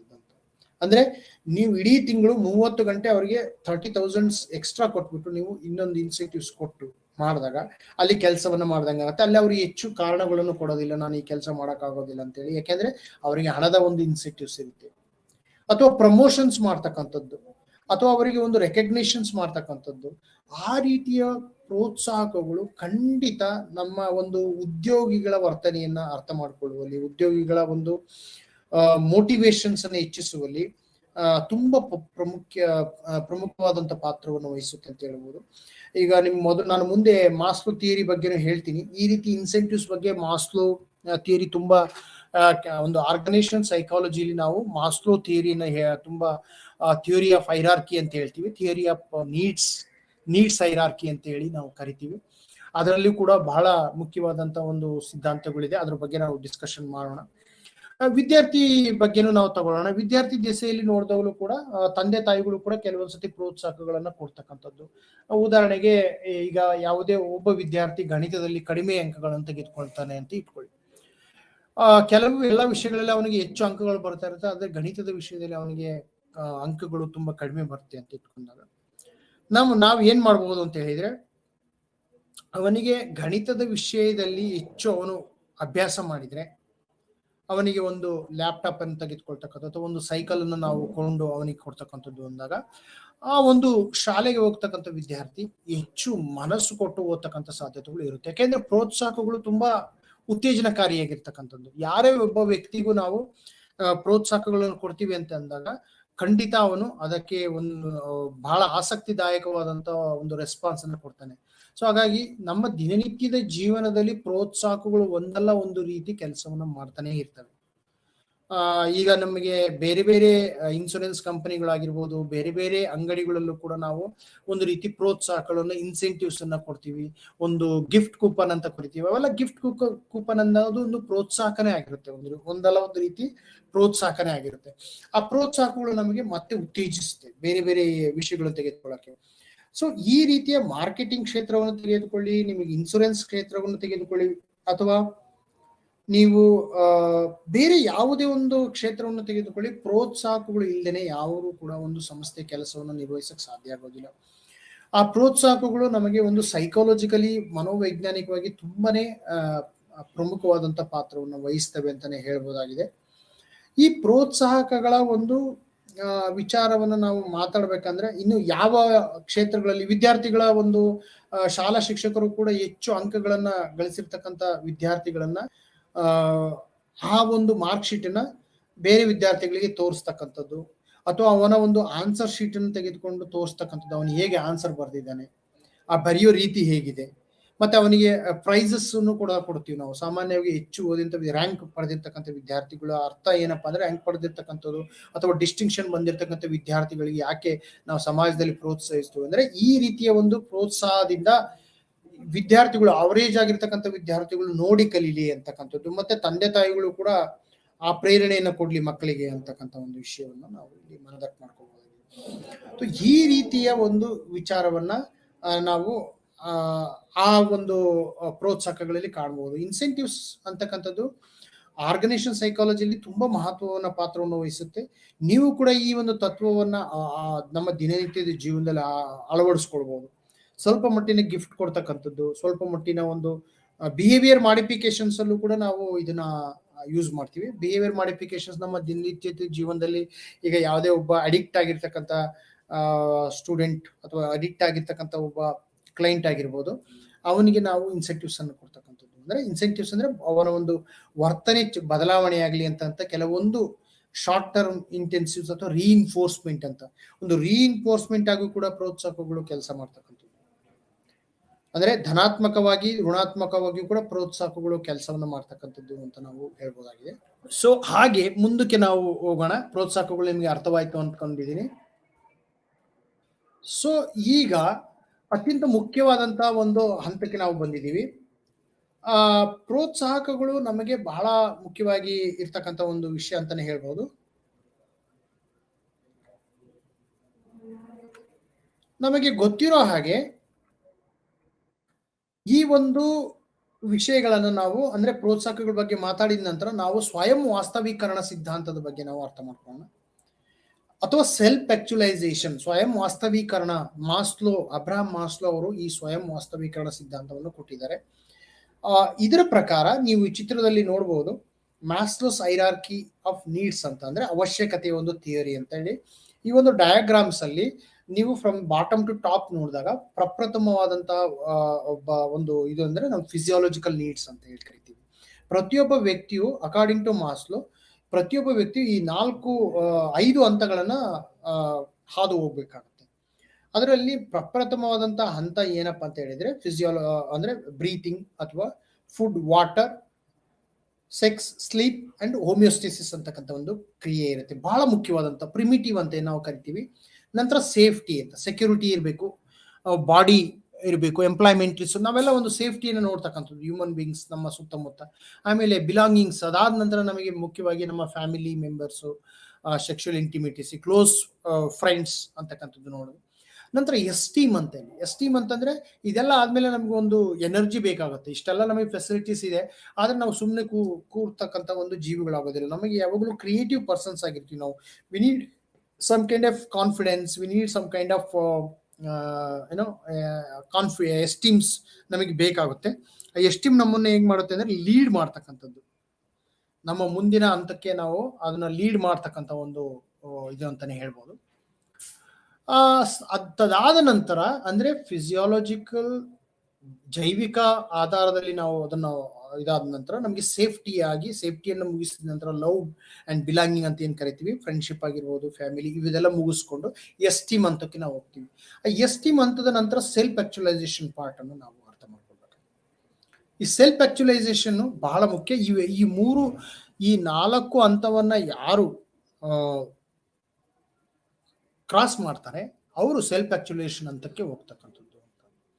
ಹಾಗಾದ್ರೆ ಸೆಲ್ಫ್ ಆಕ್ಚುಲೇಷನ್ ಏನು ಅಂತಕ್ಕಂಥದ್ದು ನಿಮಗೆ ಈಗಲೇ ಸ್ವಲ್ಪ ಮಟ್ಟಿಗೆ ಐಡಿಯಾ ಬಂದಿರಬಹುದು. ಅಂದ್ರೆ ಒಬ್ಬ ವ್ಯಕ್ತಿ ತನ್ನ ಸೆಲ್ಫ್ ಅನ್ನ ರಿಯಲಿಸ್ಟಿಕ್ ಆಗಿ ಅರ್ಥ ಮಾಡ್ಕೊಂಡು ಆ ಒಂದು ತಾನು ಮಾಡಬೇಕಾದಂತ ಕೆಲಸಗಳನ್ನ ಮ್ಯಾನಿಫೆಸ್ಟ್ ಮಾಡಿದಾಗ ಅಥವಾ ಅದನ್ನ ರಿಯಾಲಿಟಿ ತೆಗೆದುಕೊಂಡು ಬಂದಾಗ ನಾನು ಏನ್ ಮಾಡ್ಕೋಬೇಕು ಅಂತಿದ್ದೀನಿ, ಇದನ್ನೆಲ್ಲ ಈ ಹಂತಗಳನ್ನ ಗೆದ್ದು ನಾನು ಏನ್ ಮಾಡ್ಕೋಬೇಕು, ನನ್ನ ಗೋಲ್ ಏನಿತ್ತು, ನನ್ನ ಉದ್ದೇಶ ಏನಿತ್ತು ಅಂತ ಹೇಳಿ ಸೆಲ್ಫ್ಗೆ ರಿಲೇಟ್ ಮಾಡಿದಾಗ ಅವನಿಗೆ ಖಂಡಿತ ಸೆಲ್ಫ್ ಸ್ಯಾಟಿಸ್ಫ್ಯಾಕ್ಷನ್ ಆಗುತ್ತೆ. ಆ ಒಂದು ಇದನ್ನ ನಾವು ಸೆಲ್ಫ್ ಆಕ್ಚುಲೈಸೇಷನ್ ಅಂತಕ್ಕಂಥದ್ದನ್ನ ಅಂತಾನೆ ನಾವು ಹೇಳ್ಬೋದಾಗಿದೆ. ಈ ರೀತಿ ಒಂದು ಸೆಲ್ಫ್ ಆಕ್ಚುಲೈಸೇಷನ್ ಮಾಸ್ಲೋ ಥಿಯರಿ ಏನಿದೆ, ಅಬ್ರಾಹಂ ಮಾಸ್ಲೋ ಸಿದ್ಧಾಂತ ಬೇರೆ ಬೇರೆ ರೀತಿಯ ಒಂದು ಹಂತಗಳಲ್ಲಿ ಇದರ ಒಂದು ಕಾರ್ಯ ಸಾಧು ಅಂದ್ರೆ ಇದರ ಅಪ್ಲಿಕೇಶನ್ಸ್ ನಾವು ಆರ್ಗನೈಸೇಷನ್ ಸೈಕಾಲಜಿಲಿ ಉದ್ಯೋಗಿಗಳ ಒಂದು ತರಬೇತಿ ಮತ್ತು ಉದ್ಯೋಗಿಗಳ ಒಂದು ಏನಂತ ಕರಿತೀವಿ ನಾವು, ಉದ್ಯೋಗಿಗಳ ಒಂದು ಸ್ವಭಾವವನ್ನು ಅರ್ಥ ಮಾಡ್ಕೊಳ್ಳೋಕೆ, ಉದ್ಯೋಗಿಗಳ ಒಂದು ಮ್ಯಾನೇಜ್ಮೆಂಟ್ ಅಂತ ಏನ್ ಕರಿತೀವಿ, ಅದರಲ್ಲಿ ಈ ಸಿದ್ಧಾಂತದ ಒಂದು ಸೂತ್ರ ಬಹಳ ಮುಖ್ಯವಾದಂತ ಪಾತ್ರವನ್ನು ವಹಿಸಿರುತ್ತೆ. ಇದರ ಅಪ್ಲಿಕೇಶನ್ಸ್ ಈ ರೀತಿ ಇದೆ ಅಂತಕ್ಕಂಥದ್ದು. ಆಮೇಲೆ ನಾವು ಅತ್ಯಂತ ಮುಖ್ಯವಾಗಿ ಇನ್ನೊಂದು ಸಿದ್ಧಾಂತವನ್ನು ಹೇಳ್ಬಹುದಾಗಿದೆ, ಮೆಕಲೆಂಡೆನ ಅವಶ್ಯಕತೆಯ ಸಿದ್ಧಾಂತ ಅಂತೇಳಿ. ಮೆಕಲೆಂಡೆನ ಅವಶ್ಯಕತೆ ಸಿದ್ಧಾಂತ ಏನಪ್ಪಾ ಅಂತ ಹೇಳಿದ್ರೆ, ಇದು ಇವನ ಪ್ರಕಾರ 3 ರೀತಿಯ ಒಂದು ಪವರ್ ಮೋಟಿವೇಶನ್ಸ್ ಅನ್ನ ಹೇಳ್ಬೇಕಾಗತ್ತೆ. ಈ ಮೆಕಲೆಂಡೆನ ಅವಶ್ಯಕತೆಯ ಸಿದ್ಧಾಂತವನ್ನು ನಾವು ಯಾವ ರೀತಿ ಅರ್ಥ ಮಾಡ್ಕೊಳ್ಬಹುದು ಅಂತ ಹೇಳಿದ್ರೆ, ಪ್ರಪ್ರಥಮವಾಗಿ ಸಾಧನೆಯ ಸೆಳೆತ ಅಂತ ಹೇಳಿ ಕರಿತೀವಿ, ಅಚೀವ್ಮೆಂಟ್ ಮೋಟಿವೇಶನ್ ಅಂತ ನಾವು ಇದನ್ನ ಕರಿತೀವಿ. ಅಂದ್ರೆ ಈಗ ನಮಗೆ ಮೊದಲೇ ಹೇಳಿದಂಗೆ ವಿದ್ಯಾರ್ಥಿಯಾಗಲಿ ಅವನು ಏನಾದ್ರೂ ಒಂದು ಅಚೀವ್ಮೆಂಟ್ ಮಾಡ್ಲಿಕ್ಕೆ ಪ್ರಯತ್ನ ಮಾಡ್ತಿರ್ತಾನೆ. ಅದು ಒಂದು ಮೆಟೀರಿಯಲಿಸ್ಟಿಕ್ ಆಗಿರ್ಬೋದು, ಒಂದು ಕೆಲಸವನ್ನು ತೆಗೆದುಕೊಳ್ಬೇಕು ಅಂತಕ್ಕಂಥದ್ದಾಗಿರ್ಬೋದು, ಅಥವಾ ಏನಾದ್ರೂ ಒಂದು ನಾನು ನನ್ನ ಸಮಾಜದಲ್ಲಿ ನಾನು ಸ್ಟೇಟಸ್ ಅನ್ನ ತೆಗೆದುಕೊಂಡು ನಾನು ಒಂದು ಸಾಧನೆ ಮಾಡಬೇಕು, ನನ್ನದೇ ಆದಂತ ಒಂದು ಐಡೆಂಟಿಟಿಯನ್ನು ತೆಗೆದುಕೊಳ್ಬೇಕು, ತನ್ನದೇ ಆದಂತ ಒಂದು ಸ್ಪೇಸ್, ಪರ್ಸನಲ್ ಸ್ಪೇಸ್ ಇರಬೇಕು, ನನಗೆ ಆದಂತ ಒಂದು ಸಾಧನೆ ಇರಬೇಕು, ನನ್ನನ್ನು ಎಲ್ಲರೂ ಗುರುತಿಸ್ಕೊಳ್ಬೇಕು ಅಂತಕ್ಕಂಥ ಒಂದು ಸಾಧನೆಯ ಸೆಳೆತ ಇರುತ್ತೆ. ಮತ್ತೆ ಬಾಂಧವ್ಯದ ಸೆಳೆತ ಅಂದ್ರೆ ಒಂದು ರಿಲೇಟಿವ್ಸ್ ಅಂತ ಹೇಳಿ ಒಂದು ಅಟ್ಯಾಚ್ಮೆಂಟ್ ಇರ್ತಕ್ಕಂಥ ಮೋಟಿವೇಶನ್ ಅಂತ. ಅಂದ್ರೆ ನಮ್ಮ ರಿಲೇಷನ್ಸ್ ಸುತ್ತಮುತ್ತ ನಾವು ಒಬ್ಬರೇ ಇರೋದಕ್ಕೆ ಸಾಧ್ಯ ಇಲ್ಲ, ಅಲೋನ್ ಆಗಿರೋಕ್ಕೆ ಸಾಧ್ಯ ಇಲ್ಲ. ಬೇರೆ ಬೇರೆ ರೀತಿಯ ಸಂಬಂಧಗಳು, ತಂದೆ ತಾಯಿ ಆಗಿರ್ಬೋದು, ಸ್ನೇಹಿತರಾಗಿರ್ಬೋದು, ಬಂಧು ಬಾಂಧವರಾಗಿ ಫ್ರೆಂಡ್ಸ್ ಆಗಿರ್ಬೋದು, ಇವರೆಲ್ಲ ಬೇರೆ ಬೇರೆ ರೀತಿಯ ಒಂದು ಸ್ನೇಹಿತರ ಸೆಳೆತ ನಮ್ಮನ್ನ ಸೆಳೆಯುತ್ತೆ. ಅದು ಕೂಡ ನಮ್ಮ ಪರ್ಸನಾಲಿಟಿಗೆ ಒಂದು ನ್ಯೂ ಡೈಮೆನ್ಷನ್ಸ್ ಅನ್ನು ಕೊಡುತ್ತೆ. ಅವರು ಕೂಡ ಇರೋದ್ರಿಂದ ನಮಗೆ ಮೋಟಿವೇಶನ್ಸ್ಗೆ ತುಂಬಾ ಅವಶ್ಯಕತೆ ಆಗಿರುತ್ತೆ. ಅವರು ಕೂಡ ಒಂದಲ್ಲ ಒಂದು ರೀತಿ ನಮಗೆ ಮೋಟಿವೇಶನ್ಸ್ ಅನ್ನ ಮಾಡ್ತಾರೆ ಅಂತಕ್ಕಂಥದ್ದು ಕೂಡ ಬಹಳ ಮುಖ್ಯವಾದಂತ ಒಂದು ವಿಷಯ. ಅದು ಬಾಂಧವ್ಯದ ಸೆಳೆತ ಅಂತಾನೆ ನಾವು ಕರಿಬಹುದಾಗಿದೆ. ಅದಾದ ನಂತರ ಅಧಿಕಾರದ ಸೆಳೆತ ಅಂತ ಹೇಳಿ. ಅಧಿಕಾರ ಸೆಳೆತ ಅಂದ್ರೆ ನಾನು ಮೊದಲು ಕೂಡ ಈ ಮಾತಾಡುವಾಗ ಹೇಳಿದೆ, ಪವರ್ ಮೋಟಿವ್ಸ್ ಅಂತ ಹೇಳಿ ಕರಿತೀವಿ. ಈ ಪವರ್ ಮೋಟಿವ್ಸ್ ಹೇಗೆ ಇರುತ್ತೆ ಅಂದ್ರೆ, ಉದಾಹರಣೆಗೆ ನಾವು ಹೇಳ್ಬಹುದ್ರೆ ರಾಜಕೀಯ ಒಂದು ಪವರ್ ಅಂತ ಹೇಳಿ ಕರಿತೀವಿ. ರಾಜಕೀಯ ಅಧಿಕಾರ ಅಂತ ಇರುತ್ತೆ, ಅಥವಾ ಒಂದು ಯಾವುದೇ ಒಂದು ಸ್ಥಾನದ ಅಧಿಕಾರ ಅಂತ ಇರುತ್ತೆ. ಆ ಸ್ಥಾನದ ಅಧಿಕಾರಕ್ಕೆ ಅದಕ್ಕೆ ತನ್ನದೇ ಆದಂತ ಒಂದು ಅಧಿಕಾರ ಇರೋದ್ರಿಂದ ಅವರು ಅಲ್ಲಿಯ ಒಂದು ಆ ಒಂದು ಅಧಿಕಾರದ ಸುಪರ್ದಿಯಲ್ಲಿ ಕೆಲಸಗಳನ್ನ ಮಾಡ್ತಕ್ಕಂಥದ್ದು ಅಂತ. ಆ ಅಧಿಕಾರದ ಸೆಳೆತ ಬಹಳ ಮುಖ್ಯವಾದಂತ ಪಾತ್ರವನ್ನು ವಹಿಸುತ್ತೆ. ಅಧಿಕಾರ ಸೆಳೆತ ನಮ್ಮ ದಿನನಿತ್ಯದಲ್ಲಿ ನಾವು ಕಾಣಬಹುದಾಗಿದೆ. ಅದನ್ನ ನಾವು ಬಹಳ ಉಪಯುಕ್ತತೆಯಿಂದ ಅದನ್ನ ಉಪಯೋಗಿಸ್ಕೊಳ್ಬೇಕಾಗತ್ತೆ. ಇದರ ಒಂದು ಅರ್ಥವನ್ನು ತಿಳಿದುಕೊಂಡಾಗ ನಮಗೆ ಕೂಡ ಅಧಿಕಾರದ ಸೆಳೆತ ಕೂಡ ಆಗೋದಿಲ್ಲ. ಯಾಕೆಂದ್ರೆ ಇದು ಅಪ್ಲಿಕೇಶನ್ಸ್, ಈ ವಿಚಾರಗಳನ್ನ ನಾವು ಅವಲೋಕನ ಮಾಡಿಕೊಂಡಾಗ ಗೊತ್ತಾಗುತ್ತೆ ನಮಗೆ ಅಧಿಕಾರದ ಸೆಳೆತ ಇದೆಯೋ ಇಲ್ವೋ ಅಂತೇಳಿ. ಎಲ್ಲ ವ್ಯಕ್ತಿಗಳಿಗೂ ಇದು ಇಲ್ಲದೆ ಇರ್ಬೋದು, ಆದ್ರೆ ಬಹುತೇಕ ವ್ಯಕ್ತಿಗಳಿಗೆ ಅಧಿಕಾರದ ಸೆಳೆತ ಇರ್ತಕ್ಕಂಥದ್ದು. ಎಷ್ಟೋ ಸಾಧ್ಯತೆಗಳಲ್ಲಿ ನೋಡಿರ್ಬೋದು ನಿಮಗೆ, ಕೆಲವೊಂದು ಸತಿ ನಾವು ಅಧಿಕಾರವನ್ನು ಕಳೆದುಕೊಂಡಾಗ ರಾಜಕಾರಣಿಗಳು ತುಂಬಾ ವಿಚಲಿತರಾಗ್ತಕ್ಕಂಥದ್ದನ್ನ ಕಾಣ್ತೀವಿ. ಯಾಕೆಂದ್ರೆ ಆ ಅಧಿಕಾರ ಅವರಿಗೆ ಆ ವ್ಯಕ್ತಿತ್ವದ ಒಂದು ಭಾಗವಾಗಿ ಪರಿಣಮಿಸಿರುತ್ತೆ. ಅವರು ತುಂಬಾ ಕಷ್ಟವನ್ನ ಪಡ್ತಾರೆ ಅಧಿಕಾರವನ್ನ ಕಳೆದುಕೊಂಡಾಗ. ಸೊ ಹಾಗಾಗಿ ಈ ರೀತಿಯ ಅಚೀವ್ಮೆಂಟ್ ಮಾಡ್ತಕ್ಕಂಥ ಮೋಟಿವೇಶನ್ಸ್ ಆಗಿರ್ಬೋದು, ಬಾಂಧವ್ಯದ ಸೆಳೆತ ಆಗಿರ್ಬೋದು, ಇವೆಲ್ಲ ನಾವು ಅರ್ಥ ಮಾಡ್ಕೊಂಡಾಗ ಇದರ ಮೂಲ ಸ್ವರೂಪ ಏನು ಅಂತ ಸ್ವಲ್ಪ ಇದರ ಅನಾಲಿಸಿಸ್ ಮಾಡಿದಾಗ ನಮಗೆ ಇದರ ಮೂಲ ಸ್ವರೂಪ ಏನು ಅಂತ ಗೊತ್ತಾಗುತ್ತೆ. ಸೊ ಈ ಒಂದು ವಿಷಯವನ್ನು ನಾನು ಹೇಳ್ಬೋದು. ಈ ಎಲ್ಲಾ ಇವತ್ತಿನ ಒಂದು ಕ್ಲಾಸಿನ ತರಗತಿಯ ಒಂದು ಸಾರಾಂಶವನ್ನು ಒಂದು ಹೇಳೋದಾದ್ರೆ, ಪ್ರಪ್ರಥಮವಾಗಿ ನಾನು ಉತ್ತೇಜನಗಳ ಬಗ್ಗೆ ಮತ್ತು ಪರಿಣಾಮಕಾರಿ ಪ್ರಕ್ರಿಯೆ ಬಗ್ಗೆನೂ ಕೂಡ ಮಾತಾಡಿದ್ದೀನಿ. ಪರಿಣಾಮಕಾರಿ ಪ್ರಕ್ರಿಯೆ ಮತ್ತು ಉತ್ತೇಜನಗಳನ್ನು ಹೇಗೆ ನಾನು ಹೇಳಬೇಕು, ಅದರ ಒಂದು ವಿಶೇಷ ಏನಿತ್ತು, ಅದರ ಉತ್ತೇಜನದ ವರ್ಗೀಕರಣ ಏನು, ಅದಾದ ನಂತರ ನಾನು ಮಾತಾಡಿದೆ. ಅಂದ್ರೆ ಡಿಫ್ರೆಂಟ್ ರೀತಿಯ ಒಂದು ವರ್ಗೀಕರಣಗಳನ್ನು ಕೂಡ ನಾನು ಹೇಳಿದೆ. ಅದಾದ ನಂತರ ಬೇರೆ ಬೇರೆ ರೀತಿಯ ಸಿದ್ಧಾಂತಗಳನ್ನು ಕೂಡ ನಾನು ಮಾತಾಡಿದೆ. ಅದ್ರ ಬಗ್ಗೆ ಯಾವ ಸಿದ್ಧಾಂತಗಳು ಯಾವ ಯಾವ ರೀತಿ ಕೆಲಸವನ್ನು ಮಾಡ್ತವೆ ಅಂತಕ್ಕಂಥದ್ದು. ಅದರಲ್ಲಿ ಮೆಕಲೆಂಡಿನ ಸಿದ್ಧಾಂತ ಆಗಿರ್ಬೋದು, ಈ ರೀತಿಯ ಒಂದು ಡೋಟ್ಸನ್ ಸಿದ್ಧಾಂತ ಆಗಿರ್ಬೋದು, ಇವೆಲ್ಲ ನಮಗೆ ಯಾಕೆ ಮುಖ್ಯ, ಅದರ ಒಂದು ಫಿಸಿಯೋಲಾಜಿಕಲ್ ಪ್ರೊಸೆಸ್ ಬಗ್ಗೆನೂ ನಾನು ಹೇಳಿದೆ. ಅಂದ್ರೆ ಬೇರೆ ಬೇರೆ ರೀತಿಯ ಮೋಟಿವೇಶನ್ಸ್ ಆಗಿರ್ಬೋದು, ಅಂದ್ರೆ ಸಾಮಾನ್ಯವಾಗಿ ನಮ್ಮ ಆಹಾರ ಆಗಿರ್ಬೋದು, ಬೇರೆ ಬೇರೆ ರೀತಿಯ ಒಂದು